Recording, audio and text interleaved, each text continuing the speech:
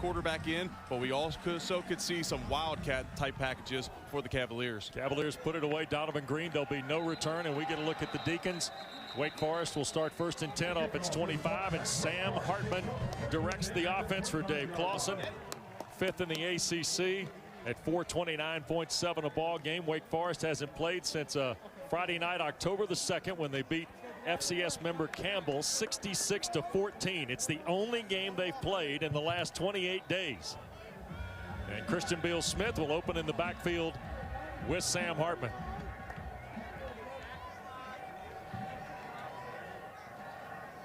And this is Beal-Smith. On the first snap of the ball game, he'll pick up a couple before Jawan Briggs makes the tackle. Virginia goes 3-4 in their base set here, Eric. And with the way Wake Forest runs that mesh, it's going to be interesting to see how the Cavaliers attack it. Quick snap, and Hartman to throw first time today. Underneath, that's the tight end. And that's Brandon Chapman for a first down shy of the 38. Demon Deacons go with straight drop back on the second play of the game. Most of their offense, most of their passing will come off of RPOs. Here's the throw into the flat, and this is Roberson breaking free. And another first down for Wake Forest.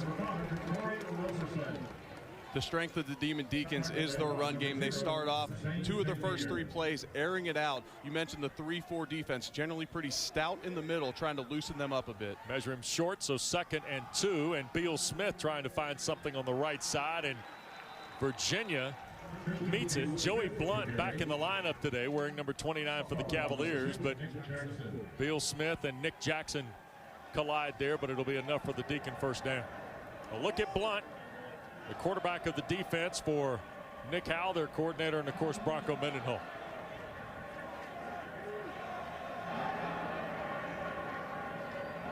Hartman, and Beal-Smith bounces to the outside, looking for a perimeter block, and got one deep into Virginia territory to the Cavalier 20, and now flag is thrown on the play after the tackle by Charles Snowden. We have a perimeter hold here on A.T. Perry of Wake Forest. Yeah, it looked like A.T. Perry tried to pull his hands off at the last second. And that almost becomes an indicator for the referees to throw a flag. Holding, offense, number 89. 10-yard penalty, first down. That's Marcus Woods, the referee. And the hold was on Perry on the perimeter.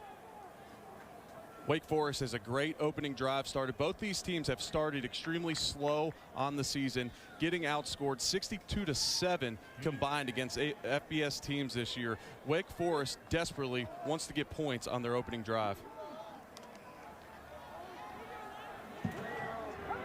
So first down, ball in Virginia territory at the 40. Kenneth Walker has spelled Christian Beal-Smith for Wake Forest.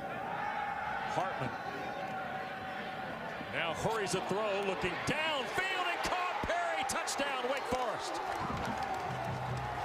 Sam Hartman bought himself some time against pressure, and then he looped it right over the top of Joey Blunt for A.T. Perry's touchdown catch.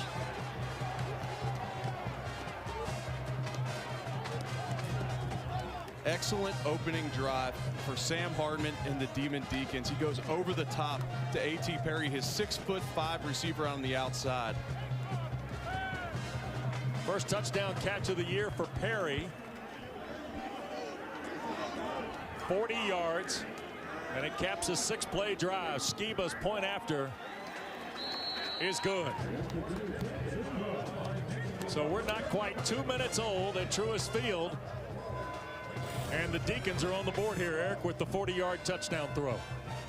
The Cavaliers run a cornerback pressure off the boundary side to the side that A.T. Perry was lined up on. Oftentimes, a quarterback will throw a quick hot route out to the receiver in that situation. Sam Hartman actually evades the blitz, and he waits for the play to develop, and he's able to hit A.T. Perry for a huge gain down the field. When you fire that corner, Wes, you have got to hit home, or else there's big plays happening down the field.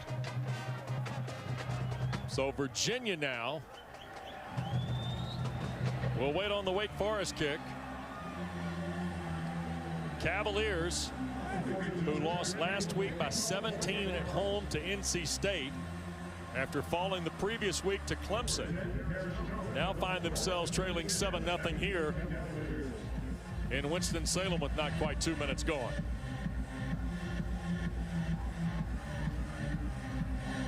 Pretty strong impression by Sam Hartman and the Deacons. And there'll be no return by Billy Kemp, so the Cavaliers will start from the 25, and a flag is thrown in late behind this as well.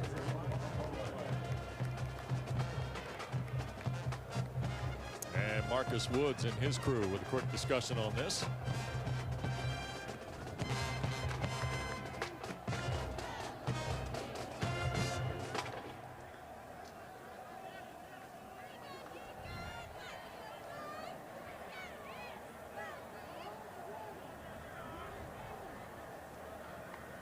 And I'm going to assume it's something on the receiving team here, but let's see.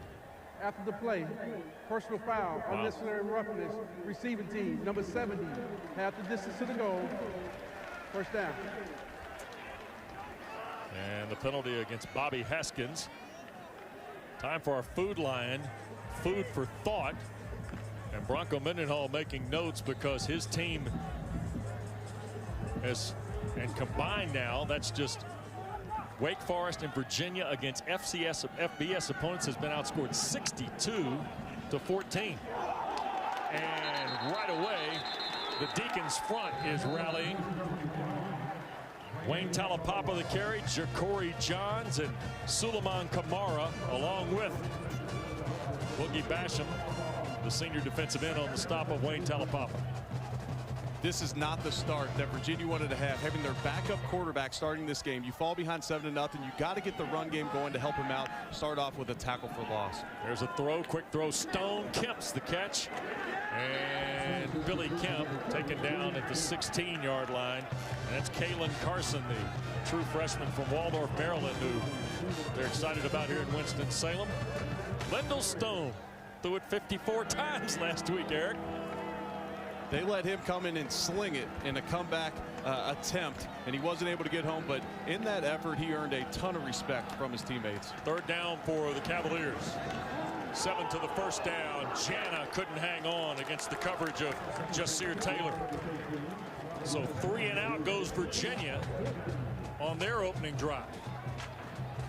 Bronco Mendenhall's team was a little indifferent last Saturday, and he noticed, and it was as much about certainly respectful of what NC State did. He was not happy at all with attitude and enthusiasm and maybe the psychological way his team went about business last Saturday. Virginia started off the year with a good win against Duke. Now, they started slow in that game too, but they come back, they beat Duke. They gave Clemson a tough game, and I think they were riding high a little bit too much. He was not pleased with the intensity that they brought last week. Here is Nash Griffin to punt it away, the left-footed senior. And a fair catch is called for and made by Taylor Moore for us on what's been the busiest day of ACC football this fall. There's Hartman, delay on the mesh, now going to take another deep shot, caught in stride and tackled inside the 5 is Roberson. What a play by Sam Hartman. This is an RPO. The offensive line is run blocking. You see the long mesh point where he's reading it, and he is taking shots downfield. Dave Clawson said one of the biggest X factors in their loss to NC State was they just couldn't complete the deep balls. Now 2 for 2 to start this game as opposed to 0 for 7 against NC State. Roberson, by the way, the long catch, 25th career reception. Now Kenneth Walker gets into the Wildcat with Christian Beal-Smith. Walker bounces it right side. Touchdown, Wake Forest. The Deacons have snapped it 8 times in 2 possessions and have 2 touchdowns.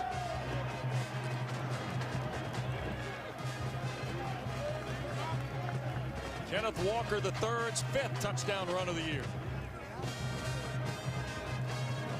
Kenneth Walker shows incredible patience there, Wes.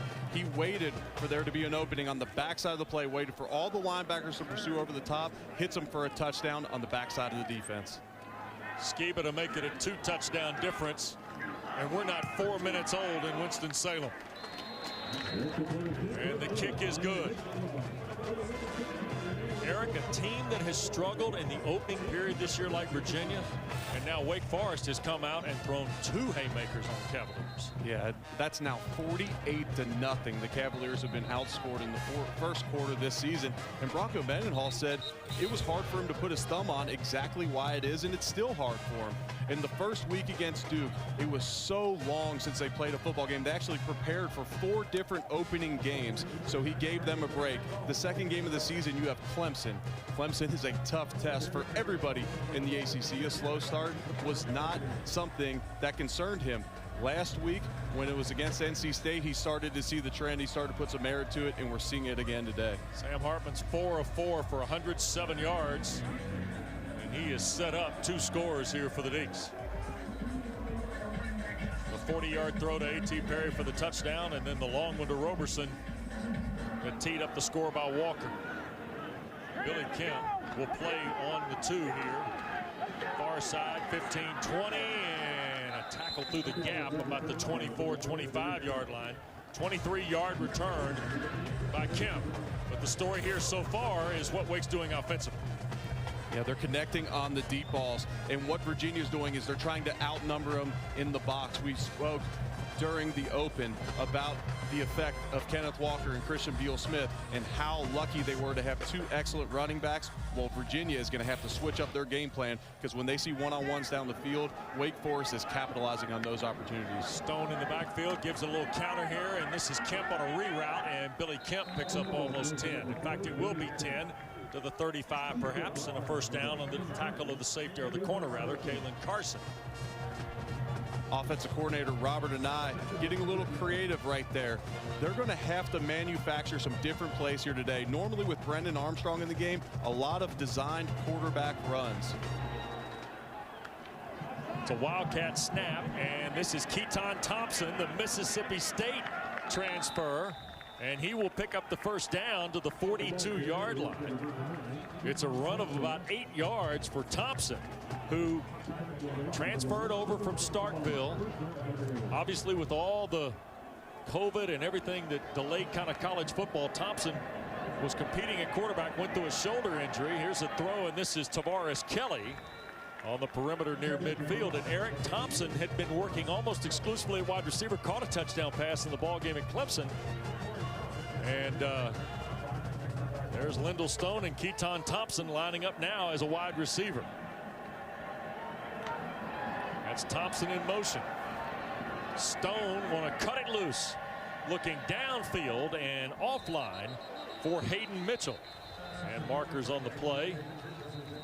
In fact, a pair of them here, one in front of the Wake Forest bench near Dave Clawson, and one on the far sideline where the ball was incomplete.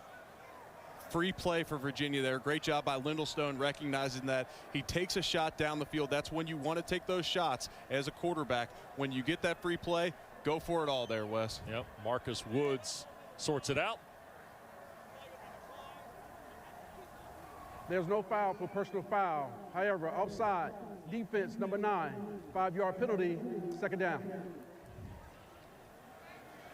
Wes, you don't have a sack in 10 of your last 12 games like Boogie Basham does if you don't try and jump that snap count. And I used to talk to all the good defensive linemen around the NFL, and they would say a 5-yard penalty every now and then, that doesn't even compare to all the plays I'm going to make in the backfield. Yeah, by the way, the penalty converts the yardage for a first down.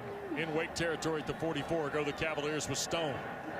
Taulapapa trying to help him in the run game, and Wayne Taulapapa got grabbed by the shirt tail. Travion Red makes the tackle. The initial play inside might have been Chase Monroe, the linebacker, who had a grab of the dry fit. Second down coming up. That popular style now to have that shirt hanging out. You see him paying for it there. Yeah. This is Simpson, the transfer from Towson State. And Jaquez Williams makes the tackle for Wake Forest. Third down for Virginia. Eric, we talk about the change stylistically, and Dr. Punch mentioned this. Stone's got no problem slinging it. The whole QB run package, though, they've got to think of something else here in Virginia's arsenal. And And now we have Keaton Thompson in the game. Lindlestone checking out of the game. This is likely 4-down territory for Bronco Mendenhall, so you'd likely see them run it twice. That's Kemp in motion, and Thompson trying to keep it. Looking for room, now bounces back here to the near side. First down and more. Thompson sets sail and a first down. And Keaton Thompson measured out at the 19-yard line of Wake Forest. Billy Kemp tried to help him on the perimeter with a block and might have gotten the Mississippi State transfer into open territory. On that play, Lindlestone went out of the game, so you actually pick up an extra blocker when you have Keaton Thompson at quarterback. Something that's going to be tough on this Wake Forest defense is that Keaton Thompson is also an effective receiver. So with that personnel, you never know when they're going to be in the Wildcat. Here's Armstead, the third quarterback we've seen take a snap. And Armstead will keep it going left side, and he got brought down in space by Carson, the freshman. Armstead missed the NC State game last week with an ankle injury. So on that snap, they had Keaton Thompson, Ira Armstead, and Lindlestone all on the field at one time. That's a lot of pressure on the Wake Forest defense, knowing if they're going to be in a Wildcat set each play, if they're going to be in a traditional offense, and now we see Stone back at quarterback. Yep, that's Taulapapa checking out, and Stone going through an audible package here with Billy Kemp.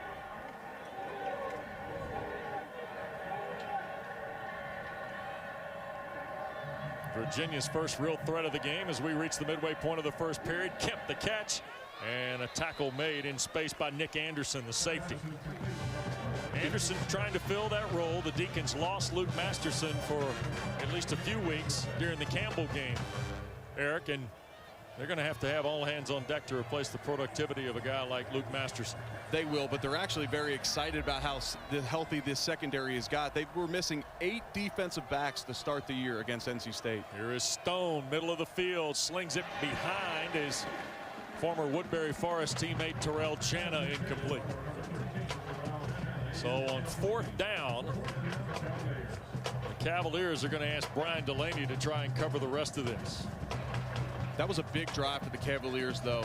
To sustain a drive like that, their defense was reeling after giving up 2 touchdown drives within the first 4 minutes of the game.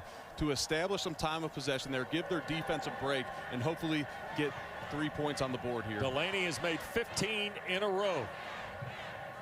Griffin holds. Kick is away. And it's 16 straight now for Brian Delaney. Virginia on the board, just under 7 to play in the opening period. Cavaliers' first points of the year in the opening period. We've seen plenty of it here, right? Yeah, we already have. You know, the Demon Deacons are known for tempo on offense. Last year, they led all Power 5 conference teams, averaging 20.6 seconds between plays. That's from the tackle to the next snap. Now, late in the year, they had to make a quarterback change, so they slowed it down and snapped it every 22 seconds, which was still 2 seconds faster than anybody else in the league. I guess we ought to defer to the former center up here with us, Jerry, to see if the 20 or 22 seconds makes a difference in the conditioning of the offensive line. Well, when you consider they're running 70 to 80 plays of the game, those 2 seconds add up considerably. Donovan Green deep for Wake Forest. Beal Smith is the up man, and they tried to squeeze it to the corner, and the ball got kicked out of bounds by Justin Dunkel.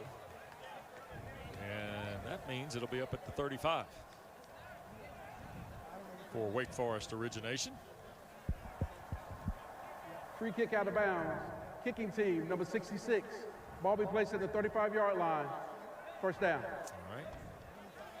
So at this point, if you're Virginia, you have to think, now I need to keep a safety deep, maybe even 2 shell this defense. That should leave their front 7 more susceptible to the run. It'll be interesting to see if Sam Hartman and the Demon Deacons keep it on the ground more this drive, just knowing that they hit them with the 2 deep shots already. Yeah, clearly something happened in the pre-scout. There's Beal Smith picking up about 4 on first down.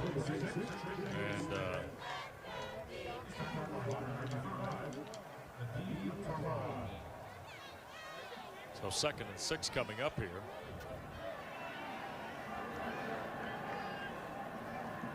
And Hartman going to ride that mesh, and now hands to Beal Smith, steps on the gas. There's a flag down on the play. Christian Beal Smith will have the first down near midfield, but we'll check the marker here, and it's a hold on Wake Forest. D'Angelo Amos, who played a lot last week, Holding. filling in Offense, for Joey number Blunt. 50. 10-yard penalty, second down. Zach Tom, the left tackle, guilty of the hold for Wake Forest. And there's Amos, by the way, who was an August transfer from James Madison, Eric, when the Colonial Athletic Association and the Dukes of Kurt Signetti shut down their program for the fall. Yeah, and Virginia has a number of transfers on this team, and you got to respect a guy like that who comes in, learns the defense so fast that he could be trusted as a starter on this defense. Amos played a lot for Blunt last week. He's in there to fill his spot now. And Hartman trying to avoid the pressure, cannot get away from Jawan Briggs. And the first big answer by Virginia defensively. This Demon Deacon offense is not set up for second and long situations. When Dave Clawson took over the Demon Deacons in 2015 and 2016, most sacks in the country for Wake Forest, and that's why they started this mesh offense where they rely on the RPO system so that their offensive linemen are generally run blocking on every play, whether it's run or pass. So here is Hartman now, and Wake third and long. And Beal Smith trying to sneak, but Charles Snowden's got him from behind and will bring him down shy of the 25, and the Deacons will punt for the first time today in 3 possessions. After 2 quick touchdown drives for the Demon Deacons, that's a great stop by the Cavalier defense, getting back on the sideline with their defensive coordinator, Nick Howell, making some adjustments, also benefiting from a holding call. But that's a great job and a big sack by Jawan Briggs, their nose guard in the middle from Cincinnati, Ohio.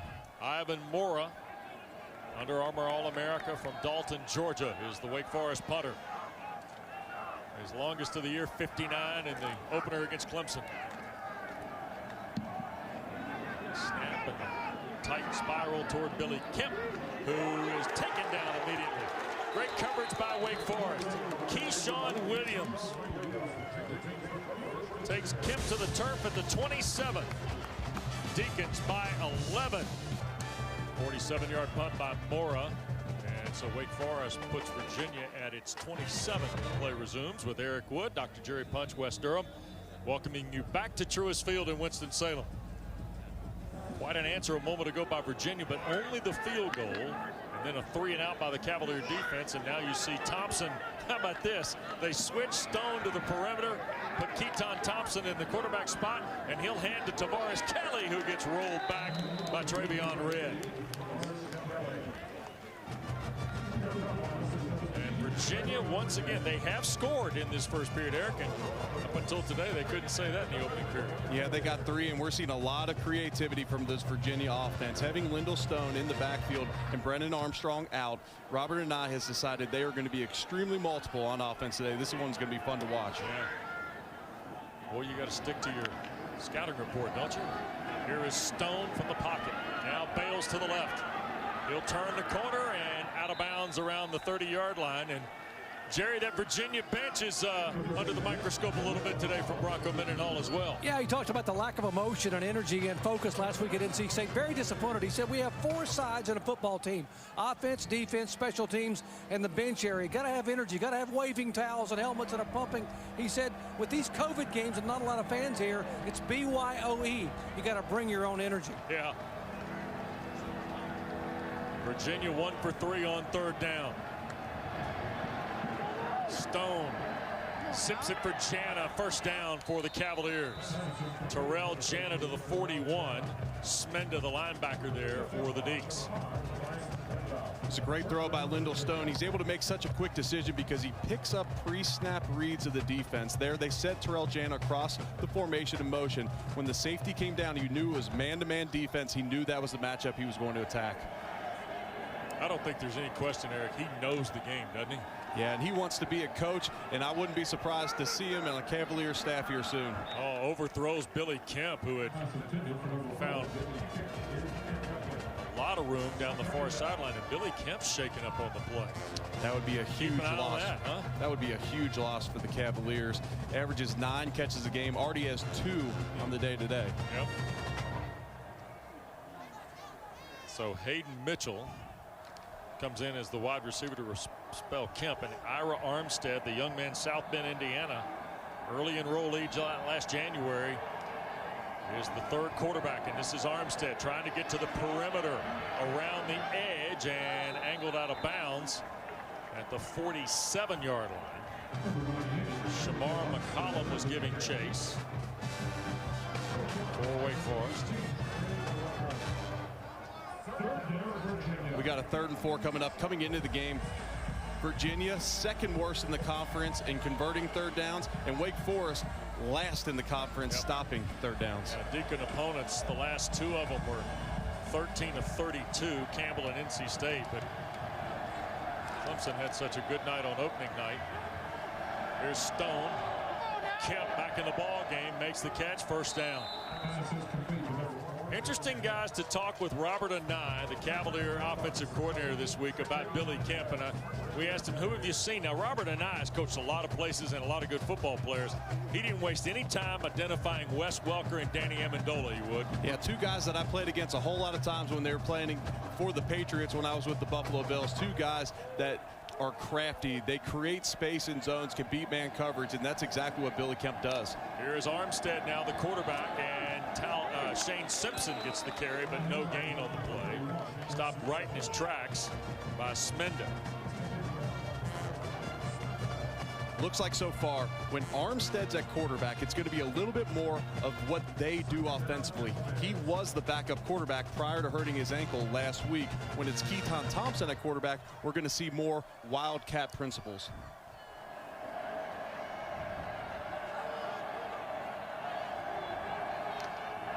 Here is Thompson, or Armstead, trying to slip to the perimeter, and does. Out of the tackle of Smenda, and Ira Armstead inside the 25.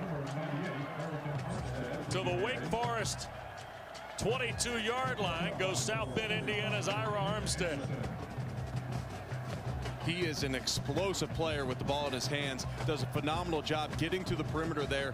Great lead block by the tight end leading up in there. And now we have Lindell Stone coming back in the huddle. We're going to have to be on our toes up here, Wes. Hey, now we know while Lyle Hempel, the Wake Forest defensive coordinator, was so concerned about making sure his troops knew where all the numbers were. This is Thompson, and Keaton Thompson spins to the 10, and he'll be pushed back there. Nick Anderson was the first gold hat to get to him for Wake Forest, and I think we're headed to a 1st and goal situation for Virginia here in the final minute of this first period. As I mentioned, when you get Keaton Thompson, you're going to get more Wildcat principles as you see the motion receiver come across the formation and then run the read option. That is classic Miami Dolphins, who started this Wildcat deal, I guess, when it piggybacked from Arkansas. Here's a little shovel, and Tavares Kelly fighting for yardage inside the 5. 2nd and goal for Virginia on the. And the Trey Rucker tackle probably saves a touchdown for the Cavaliers, or for the Deacons rather.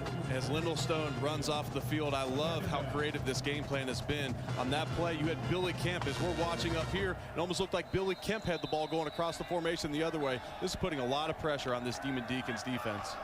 Well, we've had big plays already, and now 2 cards in his hand, Eric. The way he's having to jockey personnel and plays, I'd say that's about right, wouldn't you? Yeah, we'll see if he can keep up the pace. We'll try and keep up with them ourselves up here. Yep. Snap, and this is Armstead. And Ira Armstead around the corner, inside the pylon, and the touchdown for Virginia. So the 6'3" freshman, Armstead, scores. And Virginia into the end zone for the first time on the opening play of quarter 2.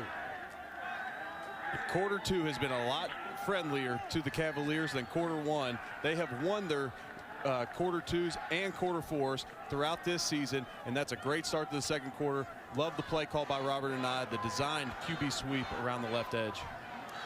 Now Delaney to make it just a 4-point lead for Wake Forest. And the try away and good. Well, we told you that they've had a lot of close ones. 6 of the last 7 decided by a touchdown or less in this series, but this is the first meeting in almost 4 years, and here they go again, these Cavaliers and Deacons. Yeah, and as we get to see the replay there, Wayne Taulapapa actually had a great lead block. But to your point, Wes, this is a great job by the Cavaliers staying with their game plan, knowing that they gave up a couple big plays early, regroup on the sideline. They were able to get a stop, and they were able to get back in this game, now a 4-point game. And now this Virginia defense has got a chance to get its legs back under them after being on the field for those 2 quick touchdown drives. Now let's see how they perform. Well, I'm going to give a hat tip to Dr. Punch here. Jerry, you said we might see a variety of quarterbacks, and true to your word, we got them all in the first period. And I think there could be more to come. I'm going to ask Bronco walking off at halftime. Anybody else we're going to see that may take a snap today? I mean, that's 3 and counting. My goodness. Yep. But it's working. Absolutely. End over end kick. There'll be no return for Donovan Green. Eric, interesting now. Wake Forest 8 plays, 2 touchdowns, and now the Deacons have gone 3 and out in their 3rd possession, while Virginia's built some momentum. So if you're Wake Forest, you stay the course here. You had a lot of success throwing over the top early to set up those 2 touchdowns. Yeah, I think you just stay the course, Wes. What you're doing has worked. You had a holding call on the last play that put you behind the sticks. That's why you were unable to sustain that drive. That was actually a first down prior to getting that holding call. So you stick with what you're doing, but you need to put together a drive here and possibly slow the tempo down a little bit based upon the fact that Virginia's put 2 long drives together back-to-back prior to your last 3 and out. This is Walker trying to find a seam against Virginia. Dances around, and he will get a step beyond the 25. Noah Taylor mirrored him beautifully for Virginia. He mirrored him perfect, and Nick Jackson did as well. And when they do this slow developing running style, it's imperative that the defenders stay in their gaps, and they did just that. Hartman wants the throw, got hit as he did, and it's caught. Taylor Morin, a great catch in Cavalier territory at the 42. Dave Clawson has harped on their ability to connect on the deep ball. Now 3 for 3 to start this game. Deacons to the line quickly. Here's Walker running right behind McGinn at left guard, and we'll pick up about 5 on the play. Zane Zandier wears 0 for Virginia. Hard-hitting linebacker from Pittsburgh. Gain of almost 5, so 2nd and a short 6 for Wake Forest. Here's Hartman, wants to make another quick throw, and that's Donovan Green's first catch. 6'2" redshirt freshman from just up Highway 52 apiece at Mount Airy, North Carolina. 1st and 10 for Wake Forest at the Virginia 31. Cavaliers doing a nice job answering here, Eric. Or Virginia seeing Wake answer nicely. They are. This is a great drive by the Deacons, and they needed it. We mentioned their defense needed a break, and they put together a great drive. Downfield shot. Green couldn't hang on to it with Devontae Cross defending. First time we've seen Howell miss today. Yeah, Hartman just barely misses Donovan Green. Donovan Green is a guy that Wake Forest loves, a 6'2" freshman receiver. They have such a talented young receiver core. Dave Clawson said these guys just need to start making plays. Well, they've started to make plays at just the right time as they got off to a great start in this game. So on the miss, deep to Green on 1st down. Walker stays in the backfield with Hartman. And here's Kenneth Walker. Mandy Alonso grabs him around the waist, and we'll track him down at the 28. So 3rd down and 7. 4-point lead for the Deacons. Quick snap. Here's Hartman, and the throw is over the head of Gruhl. They are well within the range of Nick Skiba here, who said he's comfortable to 55 yards earlier this week in an interview, but has struggled. Skiba 3 for 6. His longest was 42 on opening night against Clemson. 4th down, the Deacons going for it. Hartman going to tee up another one, and what a catch, Green. Donovan Green just muscles position against Devontae Cross. It's 1st and goal, Wake Forest. On the outside, Donovan Green simply just wins a one-on-one matchup on the outside against Cross. Virginia so far in this game has decided we are going to play man-to-man defense and see if you can beat us on the outside. And so far, 3 out of 4 times down the field, they have. Here's Hartman, another throw for the end zone, and Green, the intended receiver. Cross was there for Virginia. Eric, it looks like they're trying to see just how much Virginia will bite off on the mesh. They are. This is essentially a triple option offense. You have the run that you can hand off with Walker in the game right now. Sam Hartman could pull it and run it himself, or he could take a shot down the field. If they get one-on-ones down the field, they're generally going to take them, and that's why you've seen so many passes to start this game. And we got a flag, and I think somebody moved early for Wake Forest. Nagasam Naya, the right guard, I believe. False start. Offense number 59. Yep. 5-yard penalty. Second down. That's now 4 penalties on the day for the Demon Deacons. One of the MOs of a Dave Clawson team is how disciplined they are. They don't turn the football over much, and they have been excellent in penalties. They're number 2 in the country with fewest penalties. 4 on the day is already over what they generally average an entire game. Here's Hartman. Throws and beyond the reach of Morin. 3 white shirts around, including Nick Grant, number 1. You see Brenton Nelson making his 34th start today for the Cavaliers, also in the Virginia secondary. 3rd and long, and it's a situation that the Demon Deacons do not want to get in. Virginia's got 2 excellent pass rushers on the outside, Noah Taylor and Charles Snowden, and they've specifically said, Bronco Mendenhall says, I want to see more out of these guys. Let's see if they can get home here. Hartman dialing again for Green, and Cross broke it up. So it will be 4th down, and here comes Skiba to try and add points after a nice stand by the Cavaliers. This is excellent defense by Cross, and when you're going to be left one-on-one the whole game, you have to have a short memory as a corner, and that's a great job by Cross, who got beat earlier in this drive on the 3rd down for the conversion. He comes back and makes a big one here to save 4 points on the scoreboard. 32-yard try for Skiba, who's got a brand new battery around him this year. Snapper, the holder is Zach Murphy. Kick is away by Skiba. And inside the right uprights for the 3-point. Commonwealth Cup of Volleyball tomorrow. All right here on ACC Network and the ESPN app. Great to be with Dr. Jerry Punch and Eric Wood, West Durham. We're glad to have you with us from the Twin City Metroplex to see the Deacons and the Cavaliers. Short kick, and this will be Kemp at the 6. Trying to find something on the far side. Billy Kemp will get to about the 27, and that's where Virginia will start off a 21-yard return. And Eric, quarterback du jour for the Wahoos. Yeah, so far we've seen 3 different quarterbacks for the Cavaliers. Number 99, Keaton Thompson, the transfer from Mississippi State, doing it in more of a Wildcat type situation. Armstead, the true freshman, getting the run in for the touchdown there. He's running more of the Brennan Armstrong offense, and now we have Lyndall Stone in back at quarterback for the Hoos. More of the Matt Schaub offense. Exactly.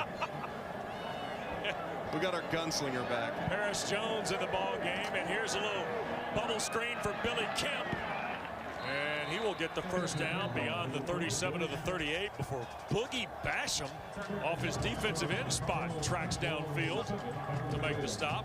You know what I love about Billy Kemp, Wes? And I talked to Marcus Higgins this week, and he absolutely loves his receiver. Marcus Higgins, the wide receiver coach for the Cavaliers. But Billy Kemp gets slow to get up earlier. Then he chooses to return the kickoff. He returns the punt, and they're on a bubble screen fighting for yards. I love this kid. Yep. See why the Cavaliers like him. Here's Lyndall Stone taking a deep shot backside. First time he's looked for the rookie Lavelle Davis. And we get a marker on the play. And it looked like Gavin Holmes, a true freshman from New Orleans, got tied up with Lavelle Davis. Pass interference. Defense number 24. 15-yard penalty. Automatic first down. Well, this young man from the Low Country in South Carolina has made quite an impression in his first 3 games, he would. He has. He's been absolutely explosive for the Cavaliers. Over 23 yards a catch. He has 3 touchdowns on the season. He's big. He's physical. Bronco Mendenhall said in training camp, in fall camp, that their corners were trying to go against him because they wanted the challenge of trying to go against a guy 6'7". Stone. And this is Shane Simpson off the running back spot for a couple of yards. Just a couple of yards for Simpson. There was news this week around the Virginia program because Ronnie Walker from Indiana, a transfer, they've been kind of waiting on the paperwork, Eric, if you will, in these transfer days. Walker was ruled eligible. He is not with the Cavaliers here, though, today. So you'll see Simpson and Taulapapa and potentially the sophomore Paris Jones. And Tyler Williams, a redshirt junior defensive tackle, is the Deacon shaking up on the play here with about 3.5 gone in period 2. So touchdown lead for Wake Forest and a timeout at Truist Field in Winston. The Wildcat take a step back and try to go over the top downfield. Well, I'm not telling tales on school here, but they played. Now here goes Stone to a slot, and Thompson will take the snaps out of the timeout. And Keaton Thompson, who runs well, steps out of 2 tackles and goes down at the 38, shy of the first down. So 3rd and 1 coming up for Virginia. From playing in an offense that ran a good amount of Wildcat in Buffalo when I was with the Bills, that takes a lot of synchronization. When you have the receiver coming across a motion, then you have the read in the backfield. It's also a different mechanic with the center. I've been impressed with how flawless this has been so far for Virginia. Now they got Armstead out at the quarterback spot. And they're tackles by the receivers. Yeah. What are we doing here? Armstead going to take the shot and overthrows Tavares Kelly, who was working downfield against the senior corner, Jasir Taylor. Can you overdo this, Eric? It depends, Wes. You can overdo it if you could be running a functional offense with Lyndall Stone as your quarterback. If you think you have to be so one-dimensional with Lyndall Stone in there, then I don't think you're overdoing it by being this multiple. Well, here is Thompson back now. Keaton Thompson will convert with 4th and 2 with Taylor making the stop. And I asked that because we've already seen multiple possessions where 3 guys take the snap. And you've already told me that you've got to be, as an offensive lineman, the guys in front here got to know what the play is and who's running it, because even in similar styles, quarterbacks are different. You're exactly right, and that was an excellent question you proposed, Wes. And to me, it seems like this Wildcat had to have been practiced throughout camp. Okay. It had to have been practiced before this week because they're running it so successfully so far this game. Yeah. Here is Taulapapa this time from Thompson. And just a simple read play there. And look at Wayne Taulapapa drive inside the 20. And 2nd, 3rd, and maybe 4th effort gets him to the 16-yard line, Jerry. Yeah, and the football may have come loose, Wes, so they're going to try to unwrestle him here and see who has the football. Wake Forest came up with it, but they're trying to decide if he was down. Taulipapa's got an incredible leg drive, incredible strength. When he was back during the quarantine, he was back in Hawaii running in the sand. Yeah. And I believe he caught some leg strength from that, because through 3 games so far, he's been an extremely powerful runner. Look at Virginia wants to go here. Marcus Woods. Result of plays the first down. So the ruling on the field is the runner was down, and you see Tyler Williams being helped to the locker room. And now the play is under review. So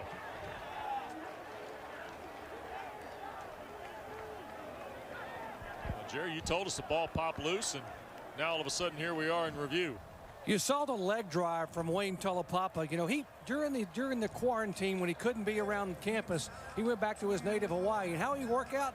He worked out on the sand hills along the beach of Kualo Golf Course there for conditioning. He ran up and down the sand. Now, it's hard enough to walk in sand, much less running up and down the sand hills. And how did he find out about that? His offensive coordinator, Coach Anai, used to do the same thing when he played. He said, you go run those beaches and run those sand hills on a golf course, and you'll get in good shape. And by the way, when I'm on a golf course, I normally am in the sand anyway. Timeout on the field. Touchdown lead for Wake Forest. We're under review in Winston. So the Deacons thought they had the ball. Virginia's small celebration is carried back to the other sideline. think there are just so many bodies in that pile, it's hard to tell when it popped out. Right. So the Cavaliers have moved it from their own 27 to the 17 of Wake Forest, trailing a touchdown. Simpson stays in the ball game with Stone. It's Mish, the tight end, in motion. And Shane Simpson, the Towson transfer, got leveled by Anderson out on the perimeter. That's a true freshman, 6A All-State from Clinton, Virginia, Nick Anderson. With all the time that Virginia had there to think about a play call, I thought we were going to get something really crazy out of that big long break. It's amazing what he could come up with in between this tempo offense. I thought with that big break we'd get something really creative. 2nd and 8. Stone to Kemp, and the tackle made from behind. Miles Fox, who's playing for the injured Tyler Williams. Transfer from Old Dominion. There's a look at Miles. Injured all of last year when he arrived in Winston-Salem. 3rd and 4 coming up. It's going to be interesting to see what kind of set they get in, if they leave Lyndall Stone in the backfield here and run a traditional pass, or if they get in one of their wildcat sets, which has been so successful on 3rd downs. His other quarterback partners on the field. Here's Stone, back foot throw, misses Taulapapa out of the backfield. So 4th down it'll be. Delaney hit from earlier from 32, and they're going to ask the senior from Northern Virginia to come out and try another one. When you got a defensive line that can create the pressure that Wake Forest can, you'll go to a lot of screens. It's a great job of the Wake Forest defense by being disciplined and forcing the 4th down. 29-yard try for Brian Delaney.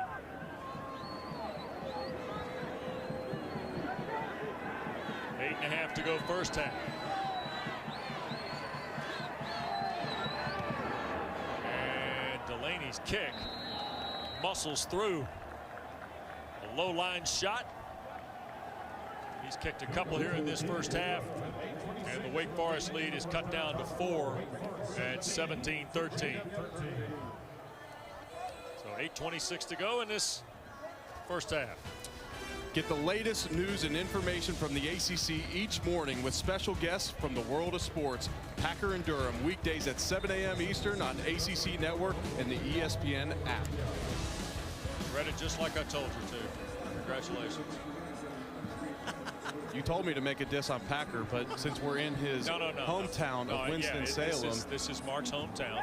Mark was really disappointed in me that I did not get donuts for breakfast, and I'll keep my man card in my pocket and not say what I got for breakfast this morning. But Pack was not happy that I didn't go to Krispy Kreme or to Dewey's. Yeah, Dewey's. You missed the hat trick today. Duck Donuts. The crew benefited from 3 dozen original glaze from Krispy Kreme. Well, my wife and daughter were equally as disappointed. So. Come to Winston-Salem, you got to visit the institutions. Donut capital of the world, apparently. Between Dewey's and Krispy Kreme, you can't go wrong now. Kick through the end zone, ball will be at the 25. Full day here in the ACC. Clemson beat Georgia Tech 73-7, 671 yards of offense. Eric, Trevor Lawrence 404 and 5 touchdowns. Is it his Heisman to lose, Wes? Oh, I'm not there yet. We're just in mid-October, my man. I don't know. He looks so good to start this season, so poised. Seems to be a surefire lock for that #1 pick. Sam Hartman, one of his last 6, hands to Beal Smith, and boy, Virginia's Mandy Alonso won early and right away on Christian Beal Smith. Gotta like the attitude and the approach Mandy Alonso has, the senior from Gulliver Prep in Miami. And Sean McGinn is shaking up the left guard. And they have asked for timeout. Dave Clawson out to check on his redshirt junior. 4-point lead for Wake Forest when we continue in a moment. Donovan Green over on the far sideline. Matt Gamm, the linebacker, was over in the neighborhood trying to rip it out. 3rd and about halfway for Wake Forest here. That was a great job by Sam Hartman on the low snap to get that ball out extremely fast out to the outside. Matt Gamm has been spelling Charles Snowden. Now he's in for Noah Taylor. Yep. That's Roberson in motion. Here's Hartman. Quick throw. Roberson the catch. First down. Snowden pulls him down at the 42 of Wake Forest. I mean, you know, Sage Surratt opted out, and we all understand that, right, Eric, in terms of where the landscape is right now? Absolutely. He's projected a first-round draft pick. They got to be excited about where they're going receiver-wise. And here's Roberson, another big catch in front of Brent Nelson. And Wake ends up one-on-one in the secondary.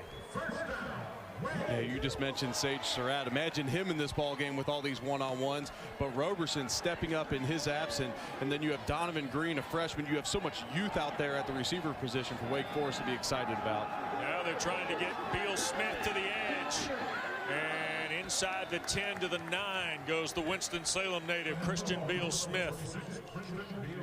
And you saw that first down by Wake Forest on that drive. On this drive, as soon as that happens, they're going to start hitting tempo, and that's where they come at you in waves, and they're extremely tough to defend. Wake Forest has a few local kids, none more than Christian Beal Smith, who grew up sitting on the end zone hill where the Deacons are going, watching Riley Skinner quarterback the Deacs 15 years ago.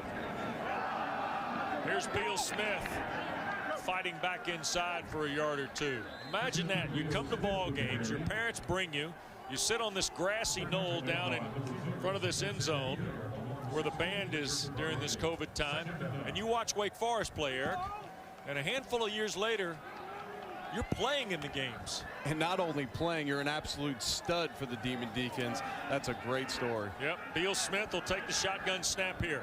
Hartman in a bunch look to the left side. The Deacon quarterback. Second and goal. Christian looking for room. A yard or two before he got hit by Zandier.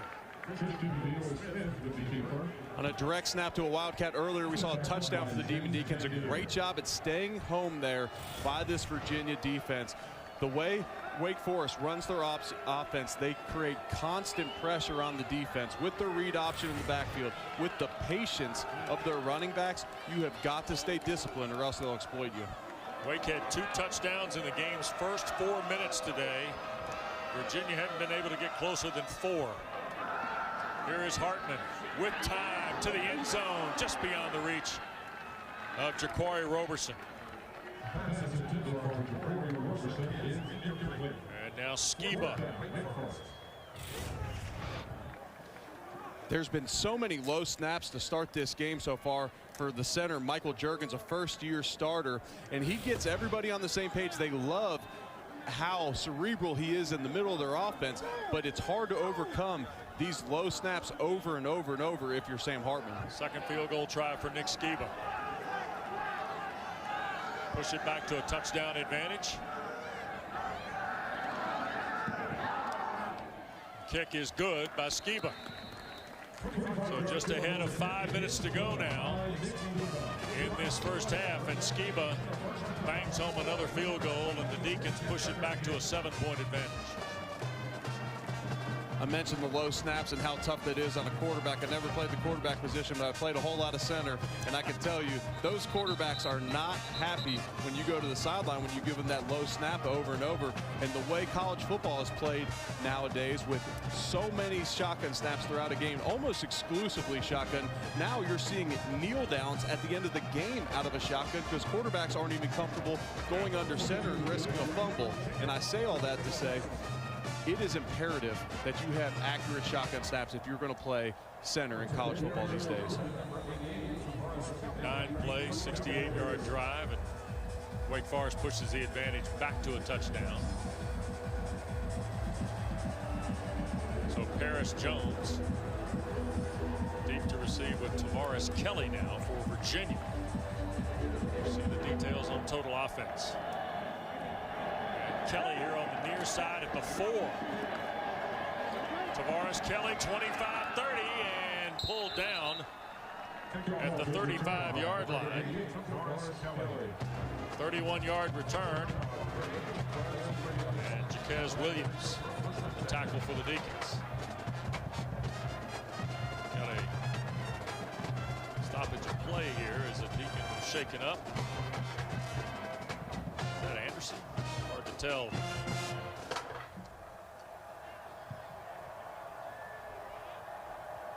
It is Nick Anderson, the safety, that was shaken up on the play, and they're going to have him take a knee. Boy, it has been fast and physical in this first half in Winston-Salem. It has been, and both offenses have gone up and down the fields, and in different ways. You've seen the big explosive plays through the air for the Demon Deacons, and then Virginia a lot more creative, a lot more methodical. Robert and I spending a lot of time this week crafting up offense to be creative with backup quarterback Lyndall Stone in there. They've tried to manufacture yards in a number of different ways today. Let's check with Jerry here. You know, Nick Anderson that they're attending to right now is still a walk-on. He is an incredible. He's impressed so many people when he got here. But when he first came in the door, they had virtual meetings with defensive coordinator. Anderson was texting the defensive coordinator after every meeting, blowing up his phone. And the coordinator said, "Are you kidding me? This guy's a walk-on, and we don't even know if he can play yet." Well, guess what? They found out very quickly. Everyone impressed with what Nick Anderson has done as a true freshman walk-on. Yes, still a walk-on, has not been given a scholarship yet, but will very soon. 6A All-State from Clinton, Virginia, is helped to the sideline. Now remember, he was filling the hole by the injury for Luke Masterson. And here's the throw on the far side, another one from Billy Kemp. Kalen Carson's another young guy I've enjoyed seeing today. He and A.J. Williams out there to help on the tackle of Billy Kemp. And Dave Clawson in our visit, Eric, yesterday, he was pretty excited, even though it's a little trepidatious with the way you think about young people having to play this many young guys this early. Second and short after the catch by Kemp. And here's Armstead in at quarterback, and he'll have the first down on the keep. And he'll roll up on the back of Lavelle Davis. Okay, as Miles Fox makes the tackle.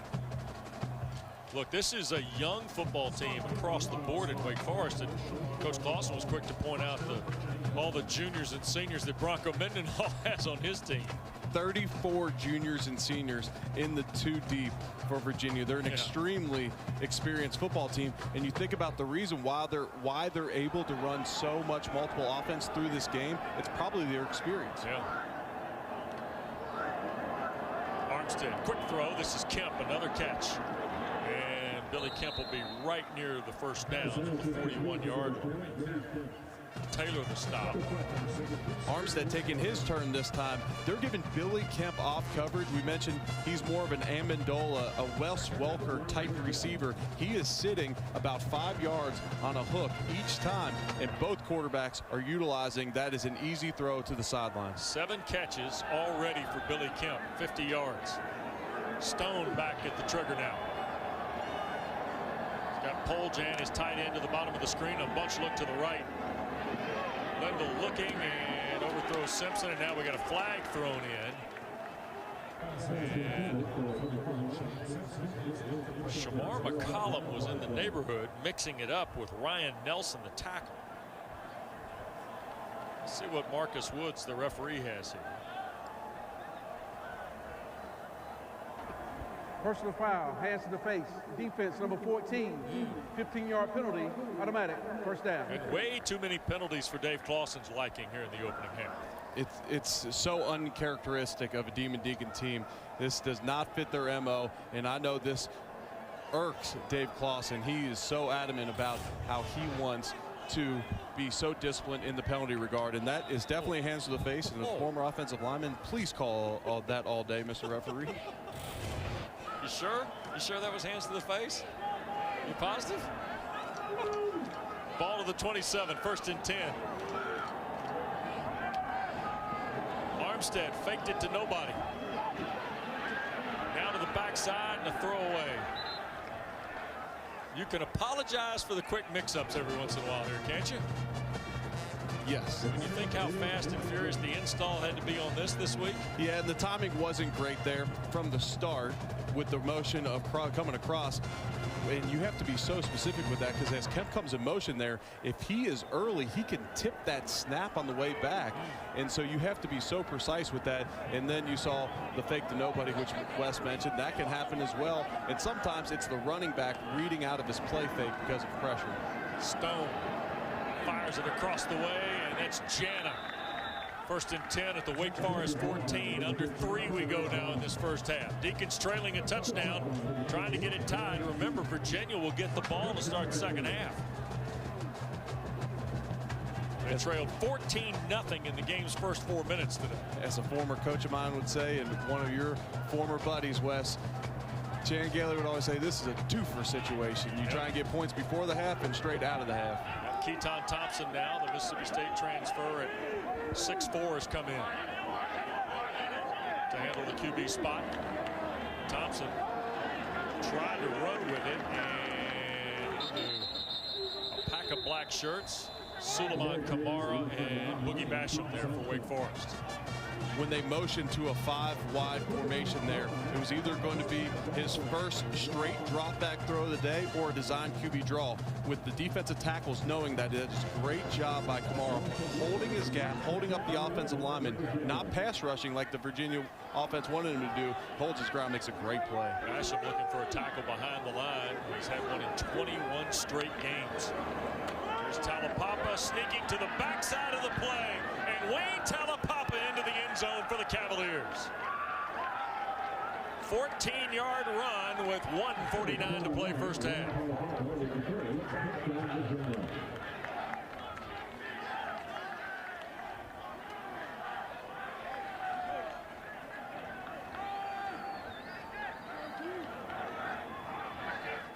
Minutes and 10 seconds, the scoring drive for Virginia, and now Delaney to tie the ball game. Heck of a response by Bronco Mendenhall's team after a disastrous first 4 minutes of the day.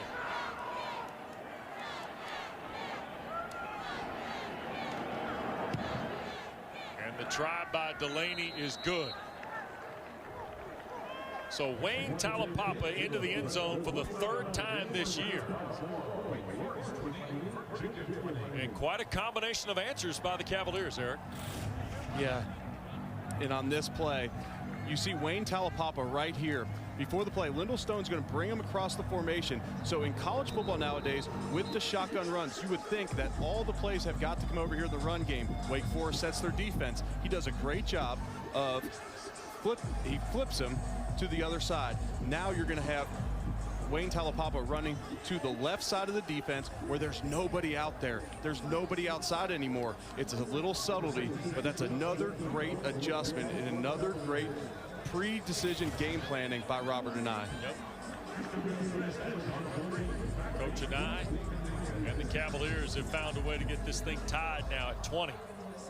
Wake Forest has 3 timeouts. So does Virginia here in the final 1:49.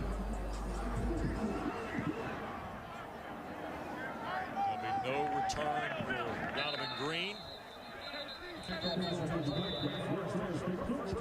So after the Virginia touchdown, we draw closer to the half. And don't forget the State Farm halftime report comes your way.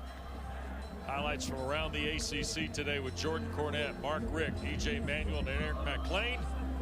Of course, 2 ball games tonight. North Carolina, number 5 in the country's in Tallahassee at 7:30 on ABC. And then 3rd and final game of our ACC Network triple header has Boston College at Virginia Tech. The Eagles are throwing the ball 64% of the time on offense. Talk about a personality change. You're absolutely right. Who would have thought it? And with 3 timeouts left and 1:49 left in this half, the Demon Deacons can simply run their normal offense because, as Jerry mentioned earlier, the fastest team in the country snapped the play to next play in college football last year. All right, let's check with Jerry. Yeah, Cavaliers starting safety Brenton Nelson just taken to the locker room a moment ago with a couple of trainers. So looked like he had a towel over his head, so he may be out for the rest of the half or maybe for the game. We'll double check on that. But the backup sophomore is in, and Sloan King. All right. We got a whistle and markers on this 2nd down and play. We've had plenty of this in the first half. False start. Offensive line. 5-yard penalty. 2nd down. That is the 7th penalty and 65 yards in the first half on Wake Forest. After a hot start to this game, jumping up 14-0, Dave Clawson is going to have plenty to talk to his team about at halftime. Yep, sure is.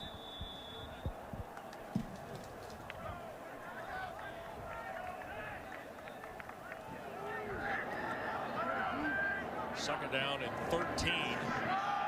Kenneth Walker trying to get to the left side. 4 yards maybe to the 26. And here in the final minute, we get a timeout asked for yet. Yep, Virginia has taken one here. Virginia's trying to go for they're trying to get 2 scores before the half. That's why right. they call this timeout. They want to get this ball back with some time. Well, I'll offer you this, guys. The Cavalier bench that Bronco Mendenhall wasn't very happy with from a momentum standpoint last week is you see Nick Howell talking with his defense, and there's the head coach of the Wahoos, native of Alpine, Utah, at 54 years of age. He's going to be pretty happy with his momentum of the football team because, Eric, they took a big punch in the face here in the first 4 minutes. They did.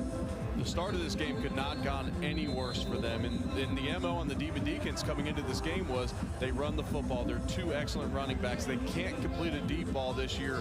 They have Scotty Washington, receiver that moved on from last year. He's playing for the Bengals. Sage Sherrod opts out. They don't have receivers. We'll play one-on-one. Then they get that huge punch in the gut. All those deep balls early.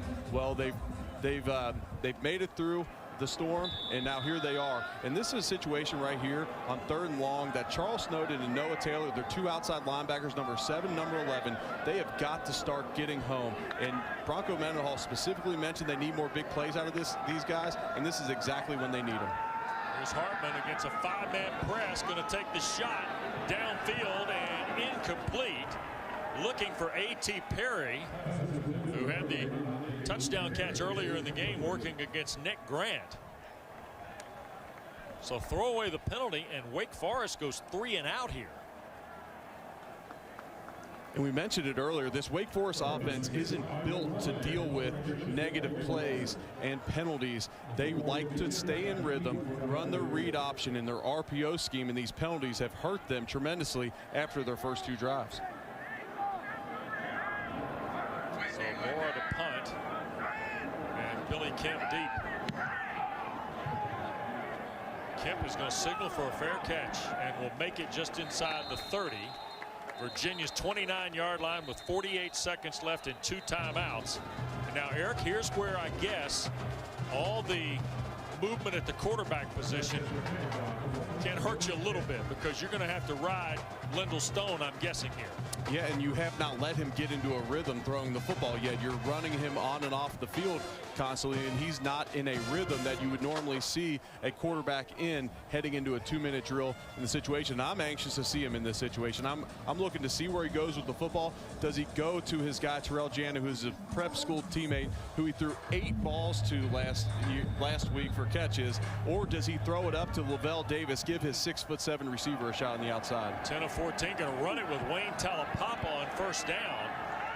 And Taulapapa is going to get to the 39, and the clock keeps running with 2 Virginia timeouts.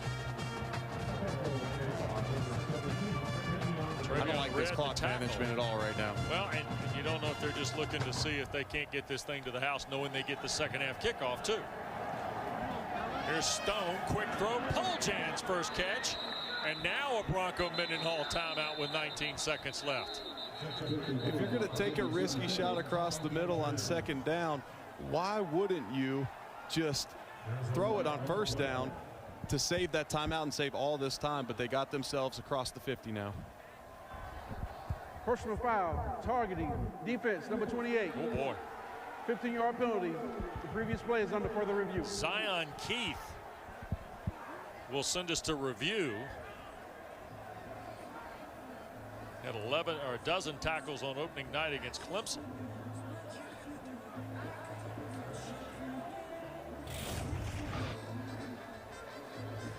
Keith in the middle of the field.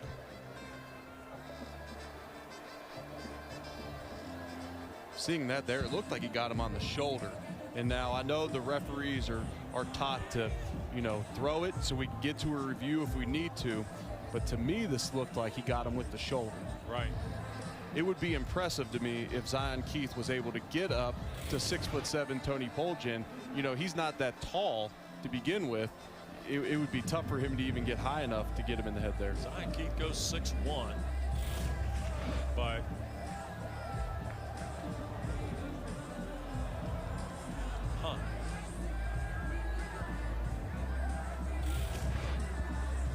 interesting, because I don't know that we had. Here's another look, higher angle. You're looking for the crown of the helmet. Eric, I can't tell if he hit him shoulder or. I think he got him with the shoulder. It's a bang-bang play across the middle. I don't blame the referee for throwing the flag in that situation and protecting the receiver and taking it to a review. But I believe this one's going to get overturned. All right. After further review, there is no targeting. There's Keith, of course, concurs with that. Yeah, of course. He knew it the whole time, right? All right, so 19 seconds, and Virginia, I think, is down to 1 timeout, or they stopped the clock and Virginia didn't burn a timeout, so they kept 2. Remember, Virginia had called 1, but they stopped the clock for the targeting call. Here is Stone to his left with 15 seconds left. Throw to Kemp, and Billy juggled it and then steps out of bounds with 12 to go. 12 seconds, you got 2 timeouts left. Now you're trying to get into field goal range. And on the season, Brian Delaney has not even attempted a field goal over 40 yards on the season. So you want to try to pick up yards here to make him more comfortable in this situation. And you got the timeout, so you can go middle of the field if you need to, but you got to get rid of it pretty quick. 10 seconds to go on a moving clock. Stone up in the pocket, and he will keep it. And now the timeout whistled as Lyndall Stone is brought down to 34. There is a flag in front of the Wake Forest bench with 6 seconds to go. It was thrown at the snap, so it was either illegal formation by the offense or somebody lined up in the neutral zone by Wake Forest. And Marcus Woods again. Illegal formation, offense, more than 5 men in the backfield. 5-yard penalty, 2nd down. And there is Brian Delaney, and the ball has come out of his hands, or foot, if you will. And this is why I said I didn't like the clock management so much. Yeah. Because now you're pressed up against it with 6 seconds left, and you're still holding a timeout in your hands here. And so you get to take a shot at the end zone, which if you have a 6'7" tight end and you have a 6'7" wide receiver, we know they can win a jump ball situation, but this is not what you wanted. You had an opportunity with 49 seconds to start this drive and 3 timeouts. You had a great opportunity to make points a lot easier than a jump ball situation here. All right, so we get a look at some of the Virginia kickers here, Jerry. Yeah, I watched Brian Delaney during warm-ups, Wes, and he hit 2 out of 3 from 53 yards, and they would actually have been good from 63. I stood and watched him, and it was like nonchalant about it. He just kicked it, and it just took off his foot 53 yards away, right through the middle of the uprights, and I think he could have made it from 65. So then give him a shot. He may have a chance. Is that a beard or a mustache he's rocking, Wes? I can't tell with the helmet on the chin strap. We need to get a camera angle on that. Clearly been delivered. Then I believe it was good from 63. That's a strong stash. But on a serious note, that illegal formation penalty now takes him away from the 63-yard attempt. Correct. That makes it an even bigger mistake by the Virginia offense there. Stone has Kemp to the bottom, Davis and Jana to the top, and Lyndall is going to heave it deep, and it's intercepted. The ball is picked off in the end zone, and it looks like, is Keegan Good got it? Yes, Keegan Good has intercepted the football, the 5th-year senior from down in Pinehurst.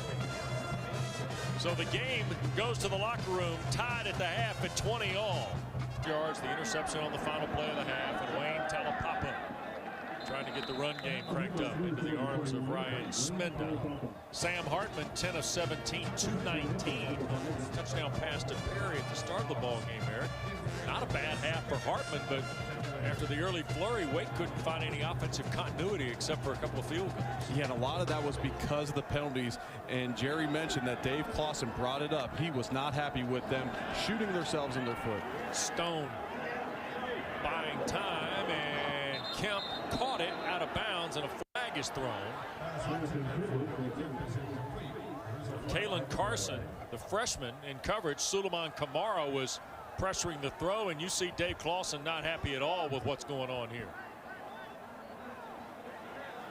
And I think Dave Clausen is so mad because he thinks Billy Kemp would have been out of bounds even without the contact. And so Dave Clausen is trying to appeal that to the refs. They had a conversation. Let's see if they wipe it off.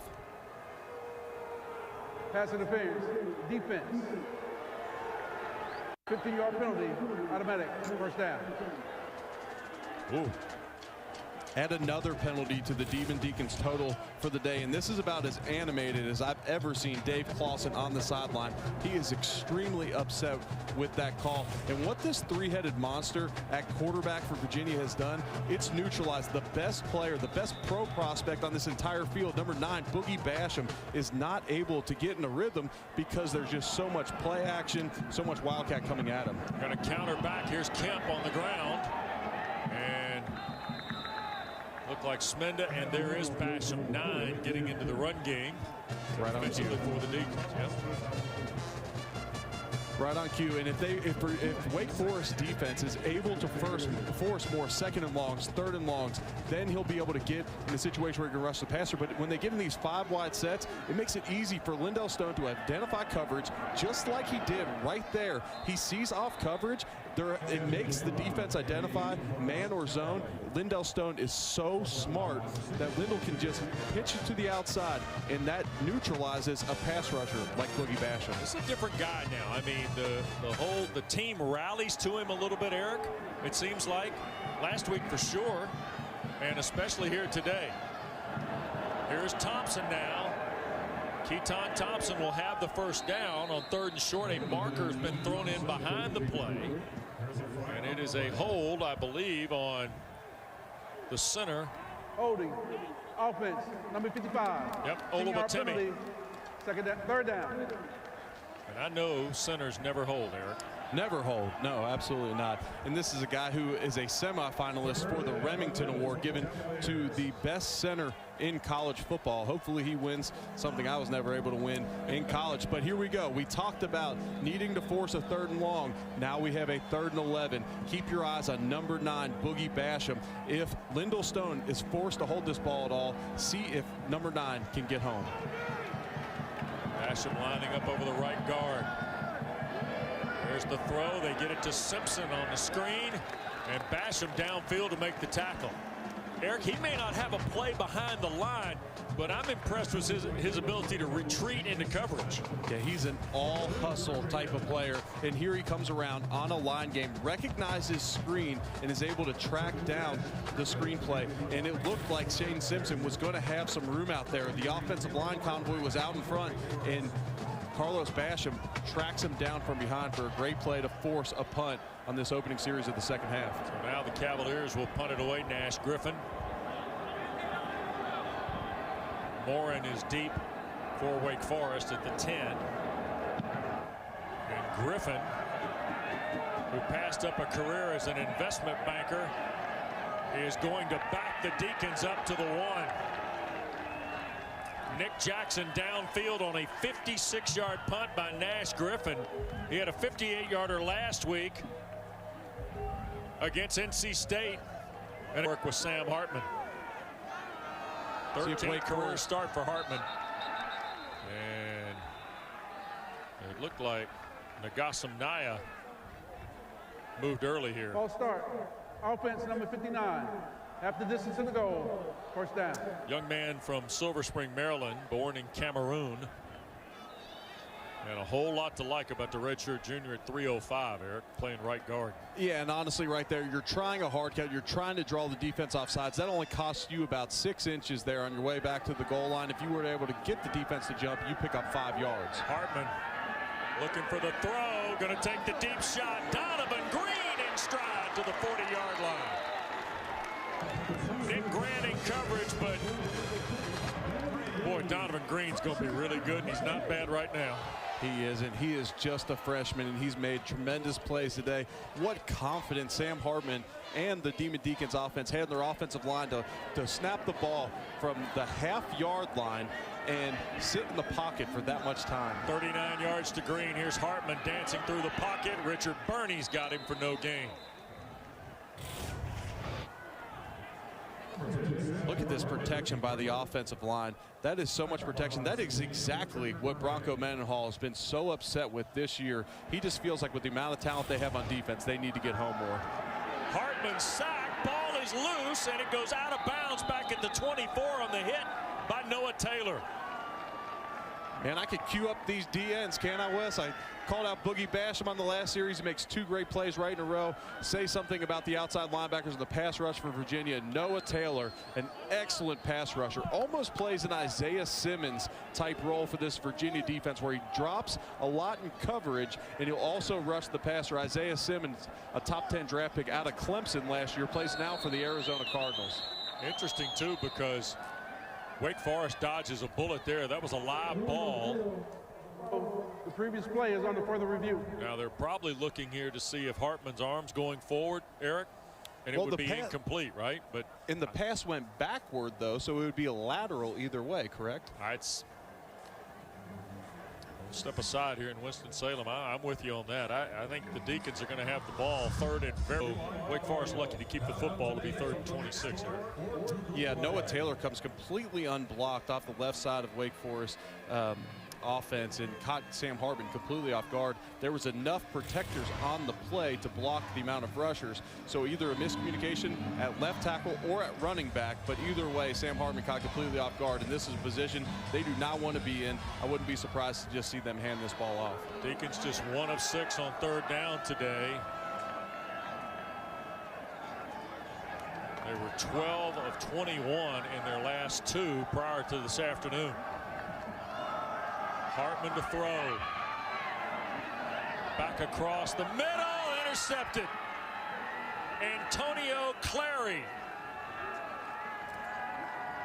sophomore from Jacksonville, comes up with the pick.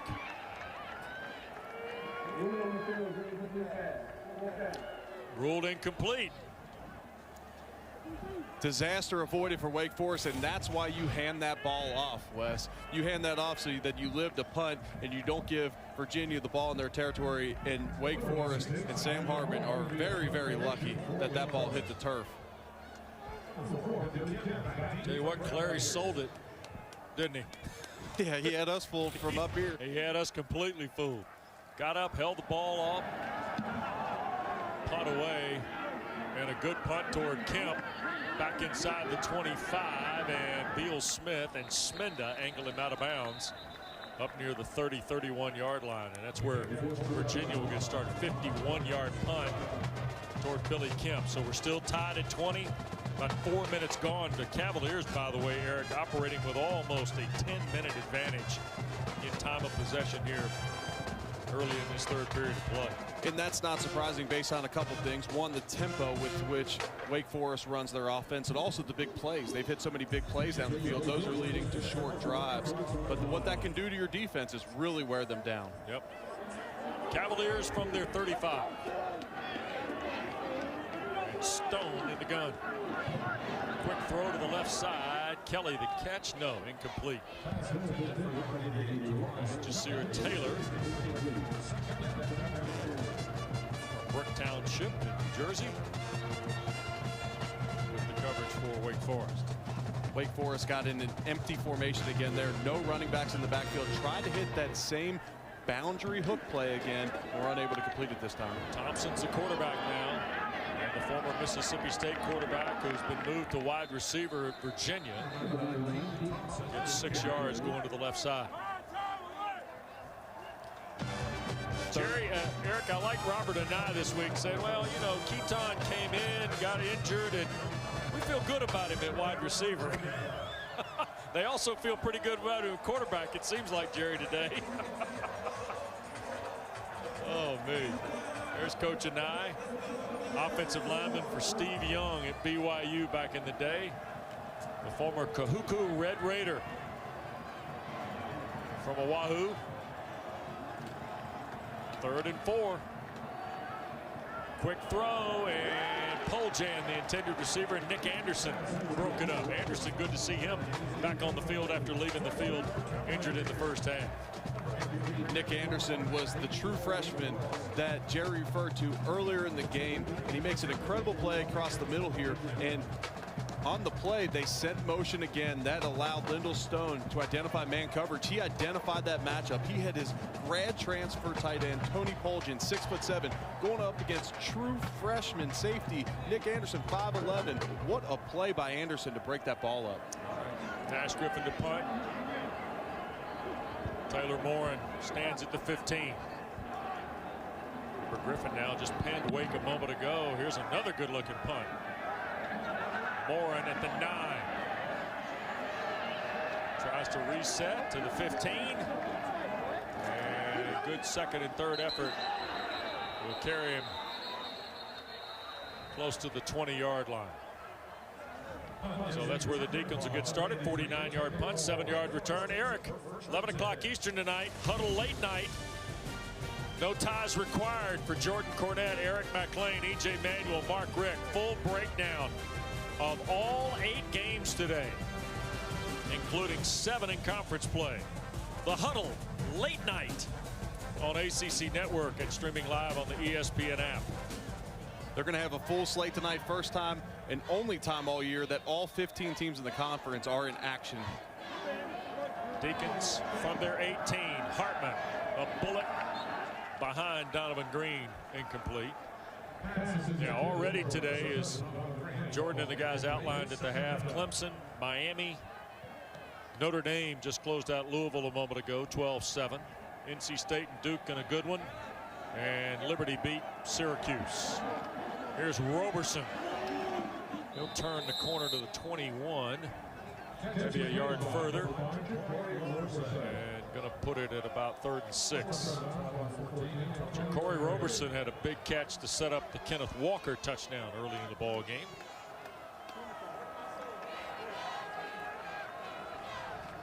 And Hartman and the Deacons now trying to get 3rd down figured out. 1 of 7 today. Sam in trouble, cannot find an alley, and will go down under the pressure of Jawan Briggs. So Hartman taken down back at the 15. And Wake will go 3 and out. 2 sacks on the day for Jawan Briggs, and he comes in to the game with a sack under his belt. 3 sacks from the nose guard position is extremely impressive, but that right there is what you call a coverage sack. The back end was completely sound. Nowhere for Sam Hartman to go. He sat in the pocket as long as he possibly could, ends up taking the sack. Here's the punt from Ivan Mora. Billy Kemp going to wave it off. It will hit and take a Wake bounce and be downed right around the 43-yard line.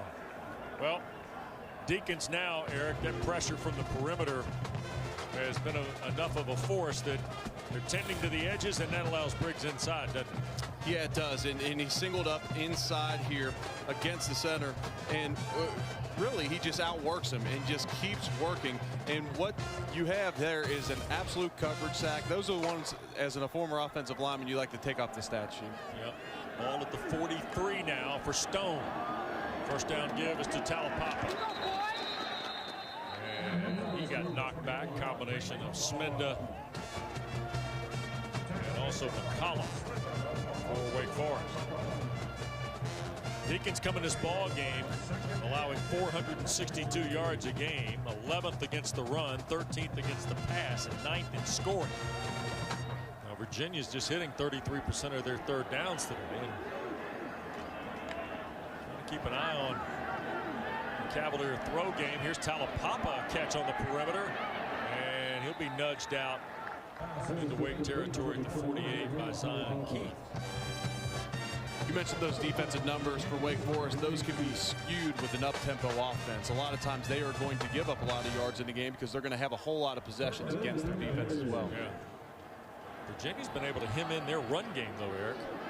They have. Watch Grant Mish, number 85 right here.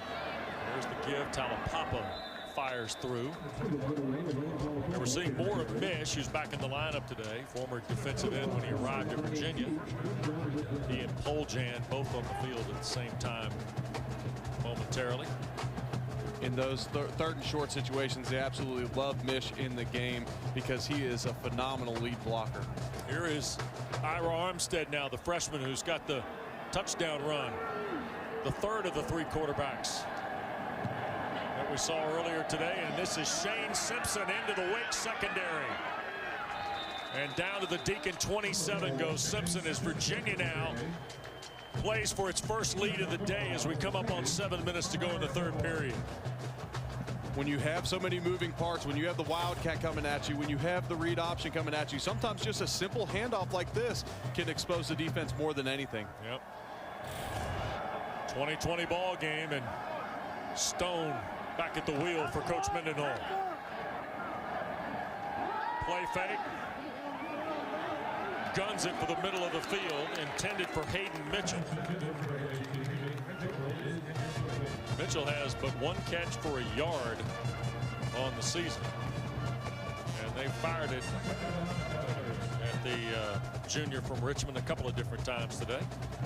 As they drop back the pass there, I thought, where is their red zone threat, Lavelle Davis? Well, now he's back on the field here. Their 6'7" receiver is at the bottom of the screen, matched up one-on-one. We'll see if the safety comes that way. If not, he might get targeted. Here's Stone. And the catch is made. Terrell Jana inbounds. It's ruled a catch at the 17, and that's enough for the first down. Right on the number for Terrell Jana. This is some kind of throw, too, Ewood. I was just going to say, this is a great throw. And what Lyndall Stone has done is he's identified matchups, and he liked his former prep school teammate there to get open. I was thinking he'd go one-on-one up top to Lavelle Davis, but he struggled to get off the line there. Boy, Jana gets the 1 foot down. 1st and 10, Stone, and that ball got deflected in the air and incomplete. I think Suleiman Kamara, number 1, got a paw on it.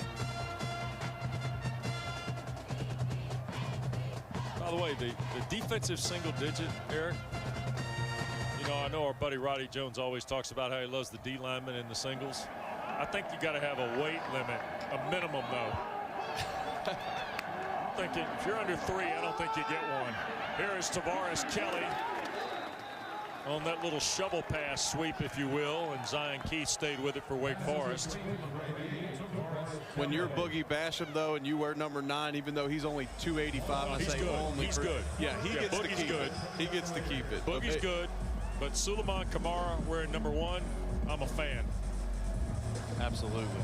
There is Carlos from Northside High School, the former Northside Viking in the Star City of Roanoke. To the end zone. Stone looking for Jana and Nick Anderson. What a fine play by the true freshman. Nick Anderson with back-to-back drive stoppers for this Deacons defense. So impressed by this true freshman safety. And in this cover 2 hole, right behind Ryan Smenda, he is trying to hit Terrell Jana there, unable to create an accurate ball enough to get it in that window. Brian Delaney, 17 straight, and now he kicks for the lead with 5.5 to go in the third.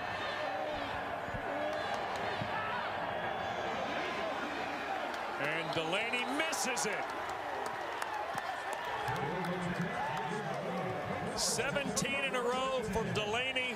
The streak is snapped, and the game remains tied with 5:25 to play in the third. Wow. He tugs it left. Back to Winston in a moment. Forest takes over with Sam Hartman, who started the ball game, Eric, 6 of 6. But since then, the redshirt sophomore from Charlotte has gone 6 of 15. And the Deacon run game's really hemmed up. And here's Christian Beal-Smith trying to get going. And he got a yard to the 21. That's only 36 yards of rushing today for Wake Forest on their 21st carry. Yeah, this is a Wake Forest offense that rushes for 161 yards a game, but they rushed for 299 in their last game against Campbell. A little bit skewed against an FCS school. Beal-Smith again, right side. And he will roll out to the 24. Matt Cam, who ironically would have been a high school teammate of Lyndall Stone had he stayed in the Dallas area before transferring out to Woodbury Forest, where he became buddies with Terrell Jana. Here's Hartman, first down catch. Blake Whitehart, the tight end. Just the second catch of the year for Whitehart, local youngster from Mount Tabor High School here in Winston-Salem. And there's where going up tempo helps your offense and helps your offensive line and your quarterback, because Virginia actually ran a blitz, no one even near the line of scrimmage when the play was snapped. Hartman gonna let Beal-Smith take it. And he'll get 5 to the 46. D'Angelo Amos tripped him up. Don't forget tonight in Tallahassee over on ABC at 7:30. North Carolina. Mack Brown has never beaten his alma mater. In a couple of tries at Tulane and in his tenure at Chapel Hill the first time. He'll get a crack at it tonight over on ABC. Nick Jackson, the first guy to get to Christian Beal-Smith on the second down play. So now 3rd and about 7 for Wake Forest. And Devontae Cross shaken up for Virginia.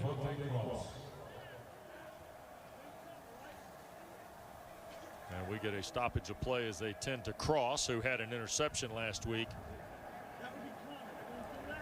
in the ball game against NC State. You got to go all the way back. Mack Brown's last game against Florida State, November 8th, 1997. Florida State won 24-3 at Kenan Stadium in a huge top 5 game. And you see the duo tonight that the Noles will have to contend with. And Eric, we talked about Beal-Smith and Kenneth Walker in this one. How about these two guys? Michael Carter and Javonte Williams are home run hitters every time. And I don't think the Florida State defense does to this duo what we're seeing from Virginia in our game right now, holding Christian Beal-Smith and Kenneth Walker in check. This duo should run wild against this Florida State defense. Last week, Notre Dame placed Florida State 169 rushing yards for Notre Dame before contact. Right. That offensive line bludgeoning the Florida State defense. Yeah. So Cross is up and moving off the field for Bronco Mendenhall. Are you surprised? We had NC State last week winning Charlottesville. They've got 3 backs. Duke uses Mateo Durant, Deion Jackson. I don't think if you have one, do you have enough in today's college football? You know it's gone to 2 in the NFL too. Yeah, you're right. And I think with the tempo of offenses, it's hard to be a running back nowadays and be able to catch your wind in between plays. Hartman back foot looking for Green, who makes a great catch. Inside the 20 to the Cavalier 14 goes Donovan Green. There's a flag on the play back at the 39 though.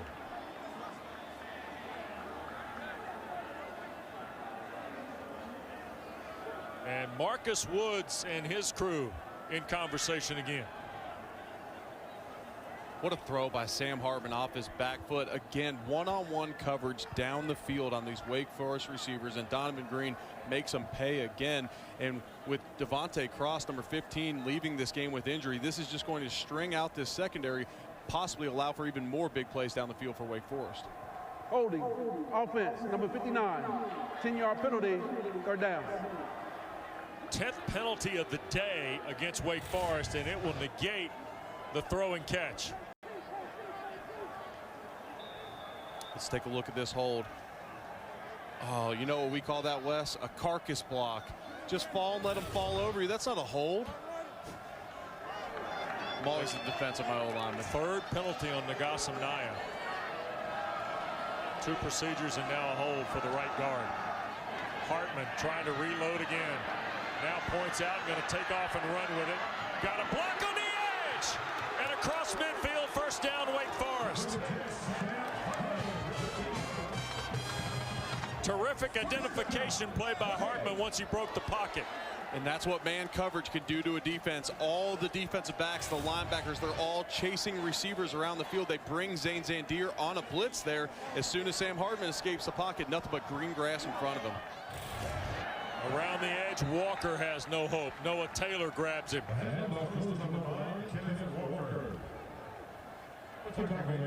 Noah Taylor with big plays on back-to-back drives. Tackle for a loss there, staying home against Kenneth Walker. We talked about how big it would be for the patience of Virginia's defense. Does an awesome job there. 2:25 to go in the third. Hartman rips it inside. Catch is made. That's A.T. Perry, who caught the first touchdown of the day on a 40-yard throw. Converts the play there to a first down at the Virginia 35 as we work toward 2 minutes to go in quarter 3. That was another cornerback pressure by Virginia. Again, Wake Forest made a pay just like they did early in the game. Hartman approaching 300 yards, and here is Walker. One of the better runs we've seen from the Deacons in a while as he cracks to the 28-yard line. It'll be a gain of 7 before Snowden makes the tackle. Part of the reason it's been so tough for Wake Forest to run the ball in this game is Virginia has 2 excellent inside linebackers in Zane Zandier and Nick Jackson. Here's Walker again, picking and choosing, and will fight for the first down to the 21-yard line. Cam the stop for Virginia. Sam Hartman only has 3 games in his Wake Forest career of 300 yards or more. He's got 290 on 14 of 23 here this afternoon. And we get a stoppage of play here in Winston.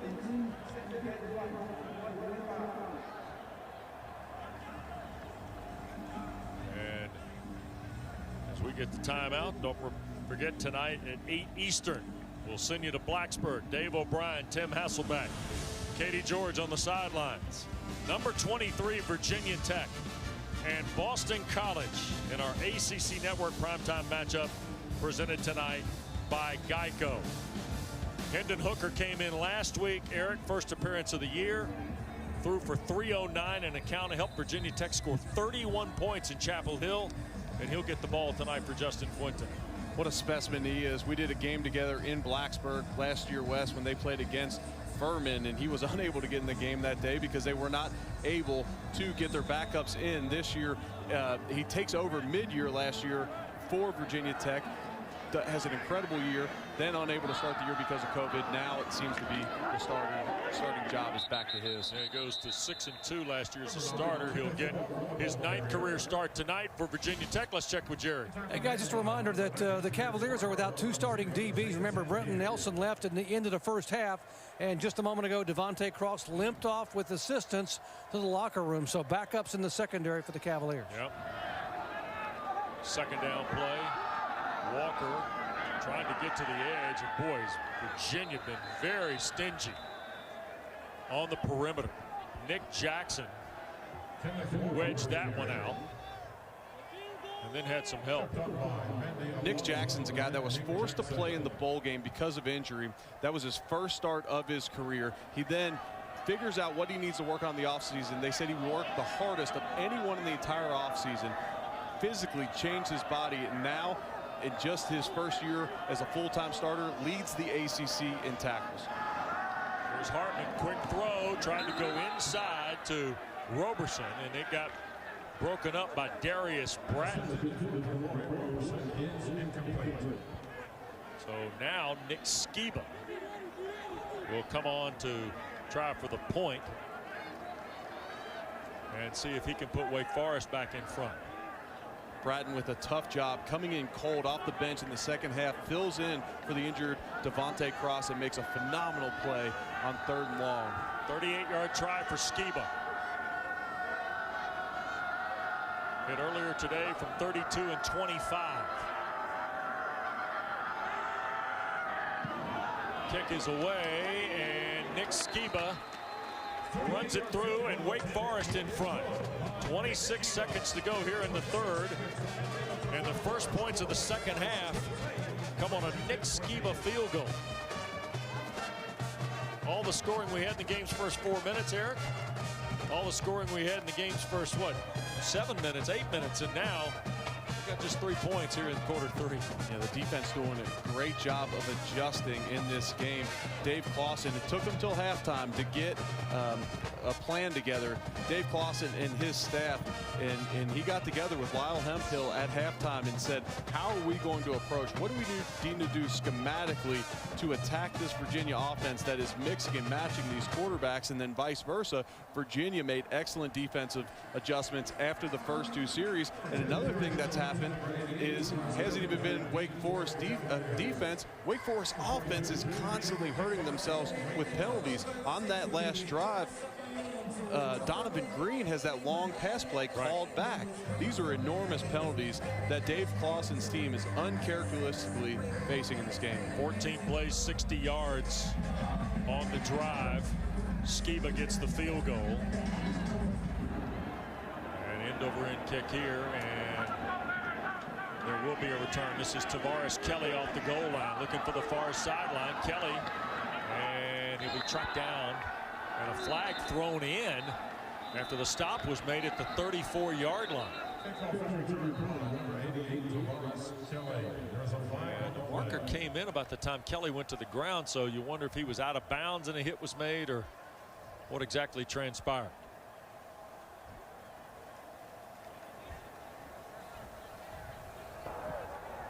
After the play, personal foul, unnecessary roughness, kicking team number 18, late hit, 15-yard penalty added to the end of the play, first down, Virginia. That is on Trey Rucker, the defensive back. So that'll push it up toward the 49-yard line. Rucker, who started 9 ball games a year ago. Keep an eye on 18 here. Probably didn't need all that, did you? Trying to add himself on late, and Dave Clawson is absolutely beside himself. His team up to 11 penalties on the day. They only average 3 a game. It's cost them 104 yards of penalty yards. Yep. Poljan on the first down throw. The likely second to last play of this first half.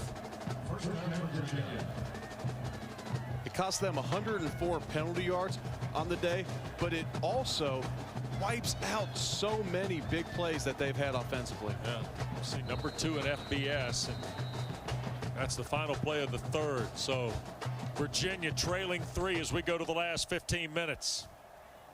Cavaliers will start in Wake territory. We come back to Truist Field in Winston-Salem. Both teams won. ACC Network crew. Game 2 of our triple header.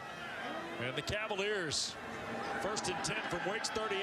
Lyndall Stone shoots it to the far side, and Billy Kemp the catch. And he's brought down at the 22-yard line. Let's check in with Dr. Punch. Yeah, senior right tackle Ryan Swoboda for the Cavaliers suffered a heat stroke, life-threatening heat stroke back in 2017. Temperature reached 109 degrees. He spent 3 weeks in the UVA Medical Center, rehabbed at Corey Stringer. Last year sat out because of ankle. If anyone feels blessed to be back on this field, it is that young man. 6'10", 325 out of Windermere Prep in the Orlando area. Keaton Thompson now running the quarterback spot. We got a flag and extra shoving and pushing going on. Chase Monroe for Wake Forest in the mix with a couple of Cavaliers. And let's see what we have here. After Keaton, there's a look at Swoboda. He's 6'10". Chris Glazer, right guard, 6'4". Olawatimi, 6'3", and he's the shortest of them. 6'6" is Rankensmeyer.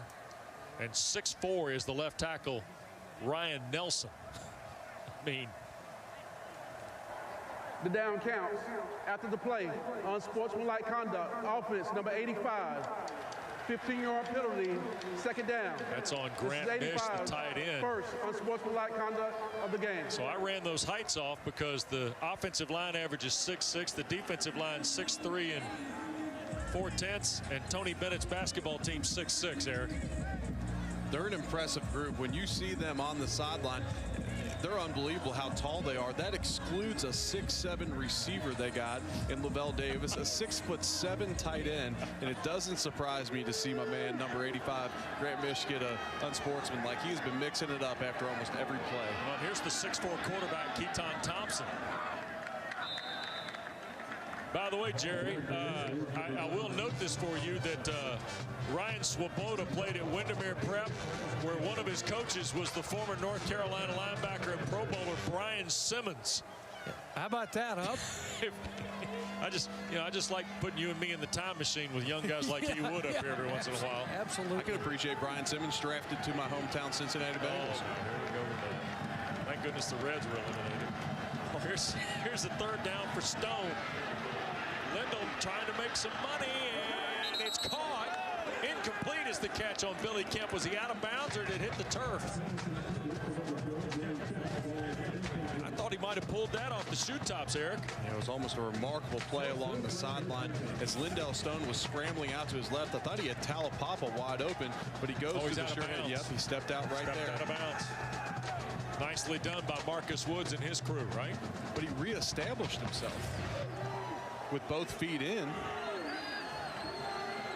I don't know, that looked like a remarkable catch down the sideline, but I guess they're saying he did not establish himself back in bounds. 43-yard try to tie the game is good. So Brian Delaney has locked us up at 23. A minute and a half gone in quarter four. Let's check in with Jordan Cornette. Hey, Wes, we got the Fansville studio update for you. This is a good one, NC State and Duke. Devin Leary out after taking a tough hit. Bailey Hockman, look, Ma, look what I got. Thayer Thomas somehow makes it through the Duke defense. Take another look. Thomas with the catch. And NC State leads it 28-20 in the third quarter. Back to my guys, Wes and Eric. All right, thanks, Jordan. So, Devin Leary shaken up. Bailey Hockman to Thayer Thomas as the Wolfpack trying to come from behind. We're tied at 23 now in Winston-Salem after Brian Delaney's third field goal of the day. Skiba has also kicked 3 field goals for Wake Forest. You know, Eric, we said at the top, 6 of the last 7 decided by a touchdown or less. Yeah, we're on pace for it now. We thought we were going to be on pace for a 43-40 game, but now we're sitting at 23-23. Both the defenses stepping up here in the second half. Yep. And there'll be no return for Green. So Sam Hartman will come out for Wake Forest. He's thrown for 290 yards today. With some big plays, wiped out. Yep, and bidding for his 4th career game of 300 yards or more. He threw for 378 in his first college game, Eric. How about that? And then this year he's only averaging 190-something yards a game. And so this is well over his average. And the reason is because the way Dave Clawson teaches this offense is if you're outnumbered in the box, do not run it where it's not a good look. Take the shots down the field. Kenneth Walker trying to get to the perimeter and does. Walker off to the races, and Kenneth Walker is going to go 75 to the house.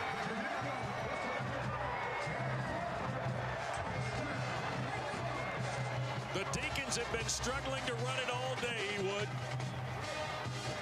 Until then, and that was incredible patience by Walker. We talked about it so many times, how disciplined Virginia's been staying in their gaps. The second they don't stay in their gaps, Kenneth Walker makes them pay.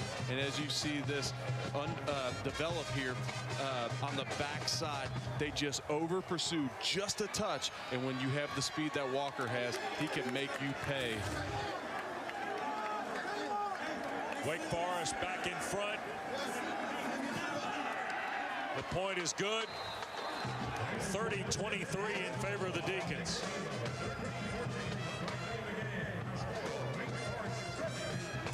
Sam Hartman will look and see, is he going to hand this ball off? He does. And so he'll pause right there. And when he pauses, he's looking to see if anybody's peeking. And when he does, he notices on the backside there's a big hole. And when Nick Grant, their corner #1, over pursued to the play side, he was completely off to the races. Relatively short kick by the Deacons. It will bounce. And falling on the ground, and John says they have it. Paris Jones juggled the kick return at about the 27.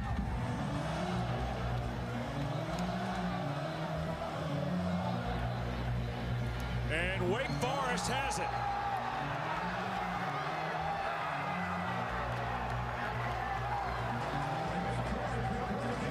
Jack Crane hung the ball up short and forced Paris Jones to come make a play on it, Eric.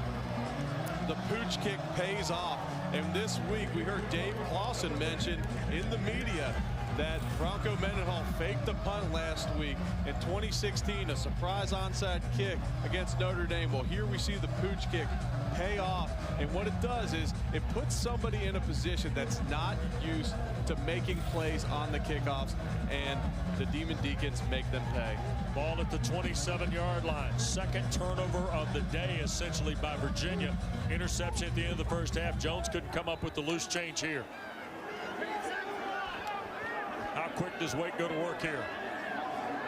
Kenneth Walker. And he will pick up 3 to the 24. Generally, Beal, Smith, and Walker will alternate possessions. Who's at running back?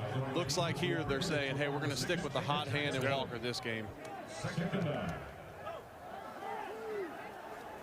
In fact, they really haven't looked to throw the ball, Eric, the last couple of exchanges. No, they haven't.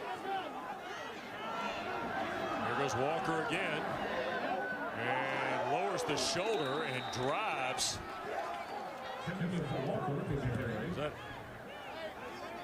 So I was trying to see if that was, looked like somebody from the Virginia secondary, Central Cypress, who took a shoulder from Walker there. 3rd and short.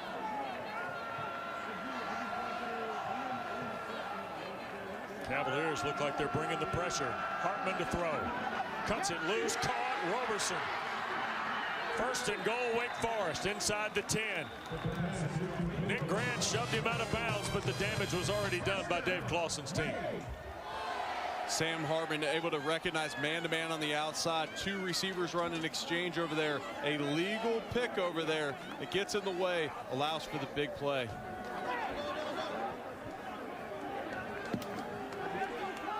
They got both tight ends in the package. Whitehart's in the backfield. Walker in the Wildcat. Walker scoots at the 5. Falls into the end zone.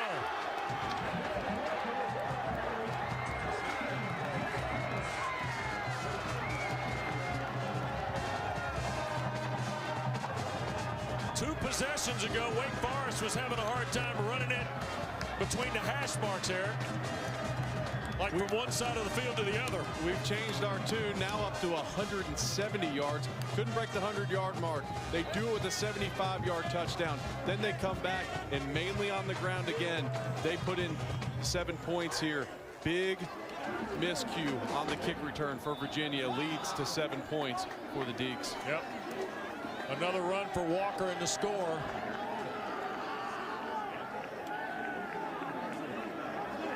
Nine yards. His 3rd touchdown of the day. The point from Skiba is good. And in the span of about 90 seconds, Wake Forest has taken a tie game and blown it open. 2-touchdown lead for the Deacons when we return to Winston-Salem. Ball. And then after the turnover on the kick return, Wake Forest didn't waste time.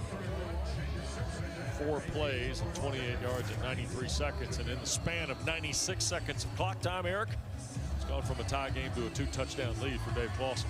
And now we're going to see Lyndall Stone and what he can do to air it out. He was in a comeback effort last week, threw it 54 times. It's going to be time for him to air it out again this week. He's put it up 30 already here. Jack Crane to the kick. And Tavares Kelly will touch a knee. And Virginia will scrimmage from its 25 here. Last drive started for the Deacs off this fumbled, mishandled kickoff. A pooch kick up in the air, and then it was Kenneth Walker time. First he runs over the defender for Virginia, and then he just shows incredible patience again. Reminds me of Le'Veon Bell, the way he sits behind the line. Great job by the offensive line, sustaining their blocks, getting on those excellent inside linebackers for Virginia, covering them up, and letting Kenneth Walker do the rest. Well, and right away, Virginia brings Keaton Thompson in at the quarterback spot. And he will pick up almost 5. Gavin Holmes, a true freshman from Archbishop Rummel in New Orleans, number 24 there, making the stop for the Deacs. You got 11.5 minutes left in this game. You probably have one more possession if you don't get points here, that you could still use this platoon of quarterbacks. Otherwise, you're going to have to run some type of 2-minute hurry-up offense. 2nd and 6 for Stone. That's Taulapapa checking out of the backfield. Wide here to the left side. Stone around in the pocket and tackled behind the line by Carlos Boogie Basham. And that would be 22 in a row, I believe, for Boogie Basham. It took them building did he get a lot? He already didn't. It's behind the line. It took them building a 2-score lead for him to keep one of the most impressive streaks in the country alive. Good for this young man. They get him behind the line? Yeah, they did. Yep. It's always the statistical anomalies every once in a while. You got to make sure. 3rd and almost the full 10. Stone from the gun. Long throw out of bounds for Davis. By the way, Lavelle Davis almost flagged that down. Going into the Virginia bench. The last thing the Cavaliers needed, Eric, with 10:08 to play, was a 3-and-out. Yeah, they go to the Wildcat on the first play, and they gain 4 yards, a productive play, but I would have liked to see them take 3 shots through the air on that drive, try and get something going down the field. But Carlos Basham Jr., he forces Lyndall Stone out of the pocket to his right on that last play of the possession. For Wake Forest, you got to be careful here, because remember, Virginia faked it last week against NC State with kind of a jump pass from Nash Griffin. And Griffin will punt this toward Moore. And that's where Wake Forest will start.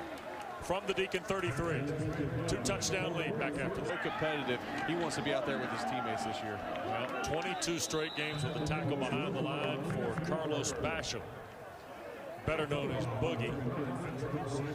Zandier makes the stop on Kenneth Walker as play resumes for Wake Forest, and you see the clock moving with a 2-touchdown lead for the Deacons. The number 9s for Wake Forest really showing up here in the second half. Kenneth Walker III and Boogie Basham. Tell you what, the other thing about Basham, Eric, we've talked about it a couple of different times. He is a guy who, in the category where college football is, in some respect, could have opted out. He absolutely could, and everyone would have understood. He's a surefire first-round pick in this upcoming draft, but he decided to come back. That is going to generate a ton of positive buzz around the GMs around the NFL. Here is Kenneth Walker on 2nd down, and he will get close to the 40-yard line. Jerry? You know, last year before the season began, the defensive line coach Dave Cohen talked to several pro scouts about Boogie Basham. He wasn't going to say anything, but all the scouts said the same thing, so he opted to tell Boogie. He said, you know what? They said that you're just not that productive right now. Not because you're not good enough, but you worry too much about stats. You got to become a better technician. Focus on having a plan for each and every play. Well, Boogie took that to heart and began to work really, really hard. He said, if you run by the quarterback and don't make a play or impact the play, you've done nothing. He worked really hard in the offseason. Of course, last year, he finished the year with an ACC, 11 sacks and 18 tackles for loss. And obviously, he's learned a lot in a year and now has that incredible streak continuing. Yep, sure does. And he shows you a lot of things, even in a ball game like today, where we're not calling his name behind the line. There's a 3rd down incomplete pass. And so, with just better than 8 to go, Wake Forest will punt here. Eric, what have you seen today beyond the stuff we talk about behind the line around the quarterback? You know, one of the most impressive things to me is how he's tracked down screenplays. Virginia has used a number of screenplays. They've thrown them outside to Billy Kemp a number of times. They've also thrown them to the running backs out of the backfield. And each and every time, Boogie Basham has either made the play or he's right around the football, which just shows tremendous hustle, which even further makes him a surefire pick in the 1st round. Mora airs one out for Billy Kemp here. Back near the 10, and Kemp got by the first guy. And he'll get about 12 on the return before Travion Red runs him out of bounds. 49-yard punt, 12-yard return. Timeout in Winston-Salem. Wahoo's trailed 2 scores. ACC football primetime presented by Geico tonight with Dave O'Brien, Tim Hasselbeck, and Katie George. Dr. Punch.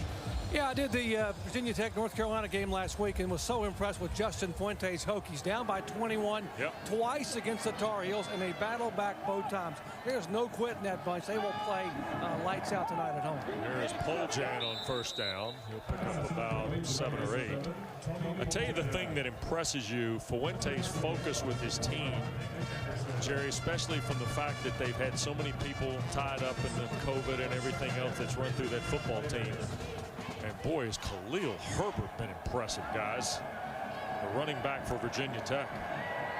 Here is Stone launching for Davis, who does not have a catch today, and that's out of bounds. And a well-done job by Jasir Taylor, the veteran, to stay with Lavelle Davis Jr. I thought Lyle Hemphill, guys, yesterday was interesting talking about Lavelle Davis from down at Dorchester, South Carolina, saying, yeah, we had him in camp, and he was a monster then. He was only 6'5" then, by the way, Eric. Yeah, when we mentioned his height, they said, yeah, he's 6'7". His arms make him have a 7-foot wingspan. Yep. Taulapapa, a flag down. He'll have the first down. Let's see what we have here, though. Might be a hold on Virginia. It was kind of thrown in the middle of the stack. It looked like it was on Chris Glazer, if my eyes serve me correctly here. 69. Holding. Offense number 69. 10-yard penalty. Third down. Senior from Ohio, who grew up in Hawaii. So they'll redo third down. Penalties haunting both teams. That was a third down conversion there. They're going to move the sticks, be able to get into some tempo.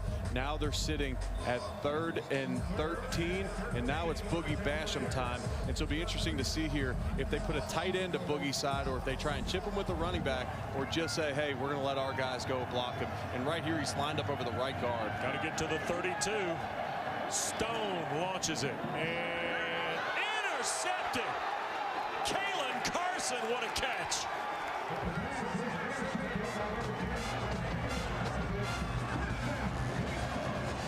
The true freshman from Waldorf, Maryland,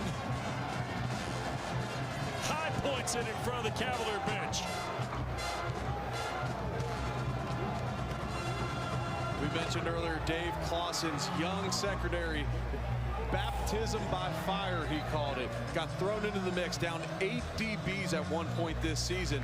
The pressure is applied by Travion Red. That causes the high throw in an amazing one-handed catch by Kalen Carson. And this Wake Forest secondary has been extremely impressive today, especially in handling the length. They've been so physical with these outside receivers with the 6'7" tight end. Give a lot of kudos to Lyle Hemphill and his staff getting these guys ready to play. Here's Kenneth Walker, and he'll get a couple off the Virginia 34-yard line.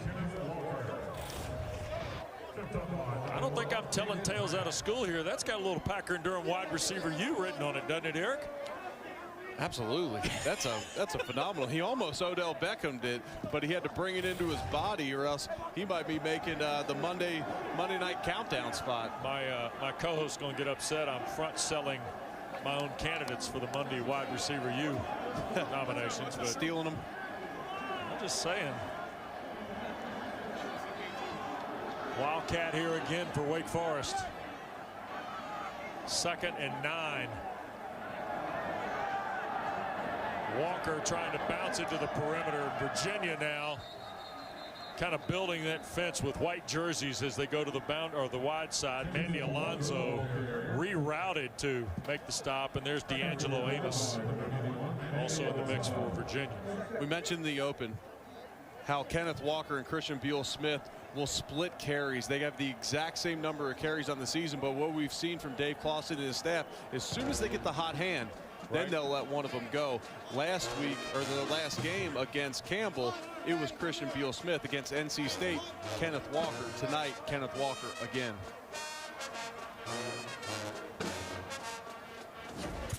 Well, Wake Forest, Eric said it earlier, 9's been the lucky number here in half two. Both Boogie Basham and Kenneth Walker both making their presence felt in this second half. We saw Boogie Basham keep his streak alive, and Kenneth Walker with 2 touchdown runs in the second half, one from 75 yards out and the one we just saw there from the Wildcat formation. And Virginia now looking at Wake Forest with a 3rd and 11 off the Cavalier 35, and there you see the pair of 9s that are winning for Wake Forest here in half two. Hartman shoots it back here to the near side, and it is just short of the first down to Jacory Roberson. Dave Clawson's got a decision to make here on 4th and 2. A field goal makes it a 3-score game that would be very tough to overcome, especially with a backup quarterback, and that's the decision Dave Clawson's going to make. My able spotter Eric Fiddleman says there's nope, no that's not true. I'm sorry. They're going to a Wildcat. They were running guys in off the sideline. They took the quarterback out. You just got to assume that's the field goal. Said it's Wildcat. My able spotter up here, Eric Fiddleman, says there is absolutely no kicking here. We're going for this. I need to pay attention to Eric. Dave Clawson's going to burn a timeout here, though. He would. There it is with 5:41 to play. So he showed Virginia the Wildcat with Walker. And now the timeout. Well, ACC Network on a Sunday, that means you get the Sunday best. And we'll start with field hockey at high noon tomorrow. Duke, Carolina. Then we'll switch to women's soccer 90 minutes later, Miami and Pittsburgh. Then at 3:30, volleyball for a couple of matches. Number 10, Pittsburgh. Number 5, Notre Dame, who had a good one going last night on ESPN2. And then tomorrow afternoon, 5:30, Virginia and Virginia Tech. Sunday best all day right here on ACC Network and the ESPN app. And here is Nick Skiba now out of the timeout for Wake Forest to try a 44-yarder.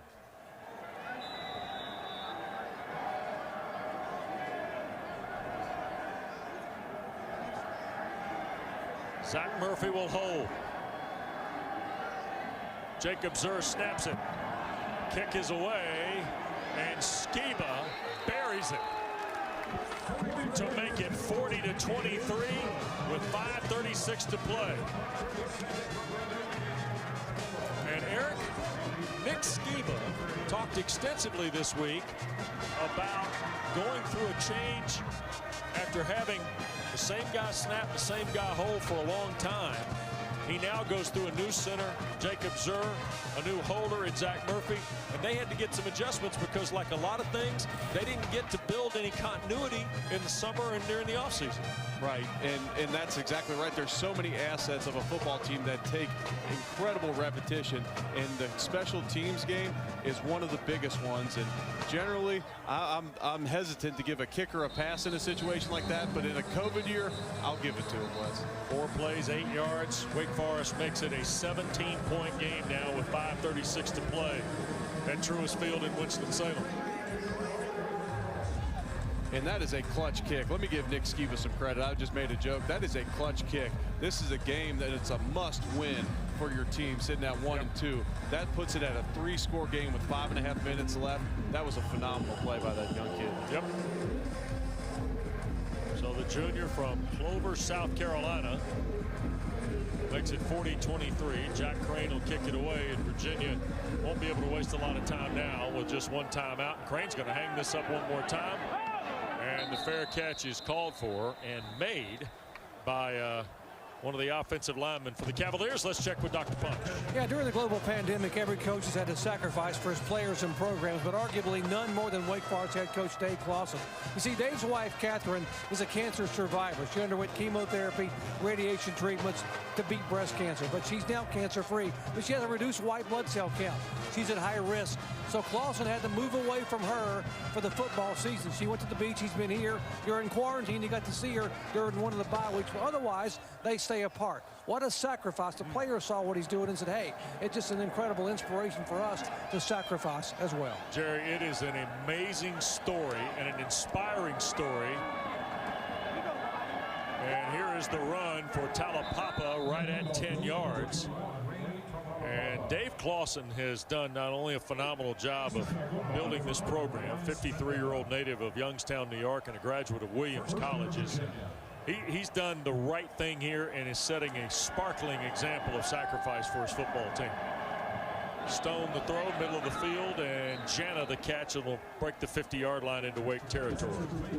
As Jana crosses midfield, when you see him on the screen there, he is the one player on the field for Virginia without a nameplate on. He did that to honor those on the memorial of enslaved laborers on Virginia's campus. There is Stone, and this is Poljan trying to get to the near side and will be shoved out of bounds at about the 43-yard line.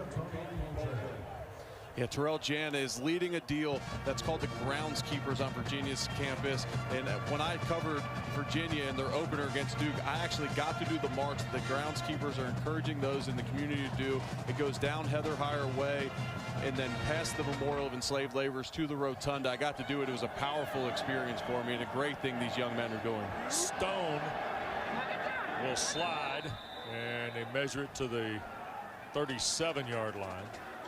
And the clock continues to run on the Cavaliers, who trail by 17. Stone's trying to say, why'd you do all those Wildcats without me earlier? Check out these wheels. Yeah. And the ball, he wasn't looking, and it was missnapped, and he'll fall on it back at the 47. Eric, we've had a chance on our show to visit with Terrell Jana and Charles Snowden. Unbelievable leadership that Bronco Mendenhall has from those two guys on this football team. Just really, really impressive young people. Don't forget 7:30 tonight. Here in just a few moments over on ABC. North Carolina #5 at Florida State. And then following our coverage, of course, BC and Virginia Tech. But the walk is... it's pretty powerful, right? It's extremely powerful. When I got to do it, Heather Heyer Way, she was killed in an incident that happened just off their campus.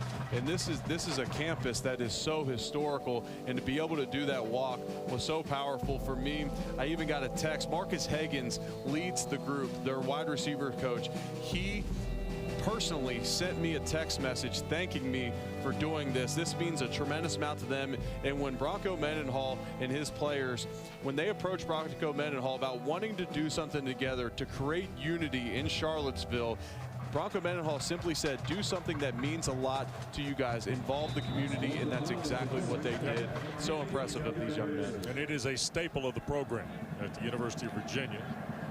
And the grounds there is, as you rightly said, incredibly historical just unto themselves. But the effort of guys like Terrell Jana, who is honoring the enslaved laborers whose names are not on that memorial. You just saw some are known as grandfather, some are, I mean, it's just, and he decided, well, I'll honor them by not having my name on my jersey. Stone on the crossing route, Taulapapa.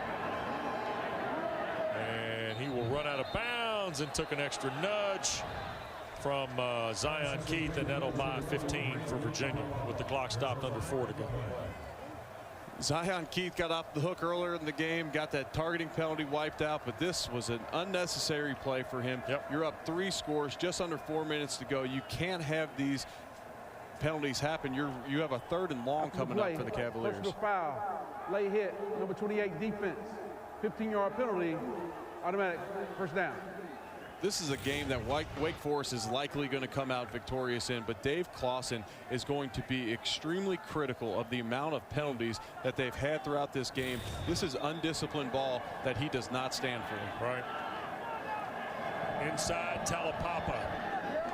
And he will work to the 18 before Jaquez Williams makes the stop. Normally in a situation like this, down 3 scores, you're going to be taking shots at the end zone. You're trying to take a little bit of pressure off of your backup quarterback who is forced into action tonight. in this situation. Now we have Armstead back in at quarterback. Wouldn't be surprised here to see him take a shot up top to Davis, though. Yep. And almost run, and here is Armstead. Nope. Bails from the pocket. Lost his footing, got back, and whoa! That looked like Trey Rucker dropped the hammer on Armstead. Look at this collision. What a hit that was. Design quarterback draw. You have Grant Mish leading the way, and Mish has just got to go close the distance. He causes Armstead to slow down, and when he does, he is a sitting duck in the middle of that defense. Great hit by Trey Rucker. Stone will come back in, first and goal. Right at the 10 for Virginia. Deep shot, Davis. And Kalen Carson with the interception a moment ago in coverage against Lavelle Davis. Pair of true freshmen matching up over there. By the way, for you recruiting folks, Lavelle Davis was the 155th ranked wide receiver going into his senior year, by the way, in the low country. Wow. And then he comes into this season. He's top 10 in the country as a true freshman through 3 games with over 23 yards a catch. Yep. Held without one here today, though, so far by this young Wake secondary. Outside of Jasir Taylor, a lot of pumps. That ball got deflected. And I think Williams got a hand in the firing lane of Wendell Stone. In the red zone area, when they're about to score, these windows get very tight down here. And with Wake Forest being able to bend a little break, they can drop 7, 8 guys into coverage, which further makes these zones extremely tight to throw in. When you have a backup quarterback, even tougher. Yep. 4 of 14 today on third down for the Cavaliers, who came in 13th in the ACC at 31%. Stone, wide side throw beyond the reach of Shane Simpson. Way too long to throw. And now 4th down. He had Simpson in the flats for a long time. He waited too long to throw it. If you watch on your screen right here, he is open. He's open. That's an easy first down. Wait too long. You force him to the sideline. Inaccurate throw. Now you're looking at 4th down. And no surprise, Virginia will go for this. Offense off the Wake Forest 9.5. Taulapapa and Simpson both in the backfield here. Bull jam the tight end to the left here, Eric.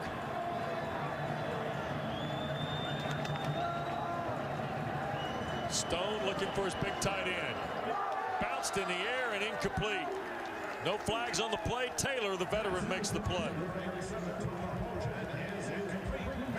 We've called Jasir Taylor's name a few times here in the second half. He's playing a very solid game here in the second half of the Demon Deacons. And in the first half, they give up 20 points to Virginia, and they get up 14-0.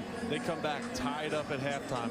What a job by Wake. We heard Bronco Mendenhall talk about the resiliency of his team heading into the half. I'm impressed with the resiliency of Wake Forest to weather the storm with Virginia and now be sitting here with the ball with 2:28 left and a 3-score lead. And now Wake Forest will take over at its 10. Kenneth Walker III's got 19 carries, 134 yards. He's got 3 touchdowns today. Sam Hartman trying to close the show here. Virginia's out of timeouts with 2:20 to go. And Wes, when you look at the implications of a 3rd loss for Virginia in ACC play this year, that's a backbreaker. This is a team that played in the Orange Bowl last year. And at Miami next Saturday. Oh, at Miami next Saturday, who beat Pittsburgh earlier today, 31-19. Wake Forest welcomes Virginia Tech to Winston-Salem next Saturday. Wake Forest got a little momentum. Start off this season 0-2. Yep. They played 1 game in 28 days, and it was a lot for Dave Clawson. Impressed with his staff, how they approached it. They didn't spend too much time preparing for Virginia. They only spent a week preparing for Virginia. They didn't want it to be stale, so they worked on what they needed to work on. This was a secondary that needed a lot of reps. They didn't get it through the spring. They didn't get it through fall camp because of the COVID situation. So they took that 28 days, they capitalized, they get some confidence from this Campbell game, and now they're sitting at 2-2, ready to make some noise. They won't have to snap the ball here until we get well inside of a minute on this fourth quarter clock. Well, Dave Clawson is getting ready to go to 2-2, pick up an ACC win here. And Eric, it's kind of a statement of stick-to-itiveness in many ways, because they weren't running the ball very well at all. They were trailing in the run game by well over 100 yards into the second half, and then all of a sudden Walker, the big 75-yard run, a turnover gave them another short field. And despite the penalties, which will be a teaching point next week because there have been 12 of them for 119 yards, the Deacons are going to pick up a league win and welcome the Hokies here next Saturday. Yeah, that's 4 times the amount of penalties that they generally have a game. And it looks like as the clock runs down, there's a 3 to 4 second discrepancy between the play clock and the game clock. If I'm Wake Forest, I snap the ball, take a few steps back, burn that time, kneel it, and get out of here with a win. I'm definitely not punting this football. Either that or I drop back with Sam Hartman and I launch that ball down the field, one or the other. Jerry, I'm impressed with the Deacons here tonight. The way they handled this second half is Dave Clawson will use the timeout here to kind of set up the final snap here. This is a team that after an early flurry had to kind of earn it here tonight, and they did in this fourth quarter. Yeah, they were able to bounce back in the second half. Obviously, you know, if you'd have seen Dave Clawson when he came out of the locker room at halftime, his frustration meter was pegged because of the penalties. And as he said, they're one of the least penalized teams in the country, not just in the conference, but 12 penalties a night for 119 yards. He's not going to be happy about that, but he is going to be happy with the fact that somehow, after just 36 yards of rushing for 3 quarters, they got the run game going, and it paid off for Walker and company. Yeah, it sure did. And I stand by what we said at the top, Eric. He's got 2 really good running backs, and tonight was Kenneth Walker's turn. And they've taken turns this season. NC State for Walker. The Campbell game was Beal Smith, and then tonight Kenneth Walker. And you just brought it up. They stuck with the run game, and it paid off in the second half. Big time on that 75-yard run to break this game open. Tell you what, Sam Hartman's going to get his 4th career 300-yard passing game. And Walker's just going to run the clock out, and he does. And Dave Clawson and Wake Forest go to 1.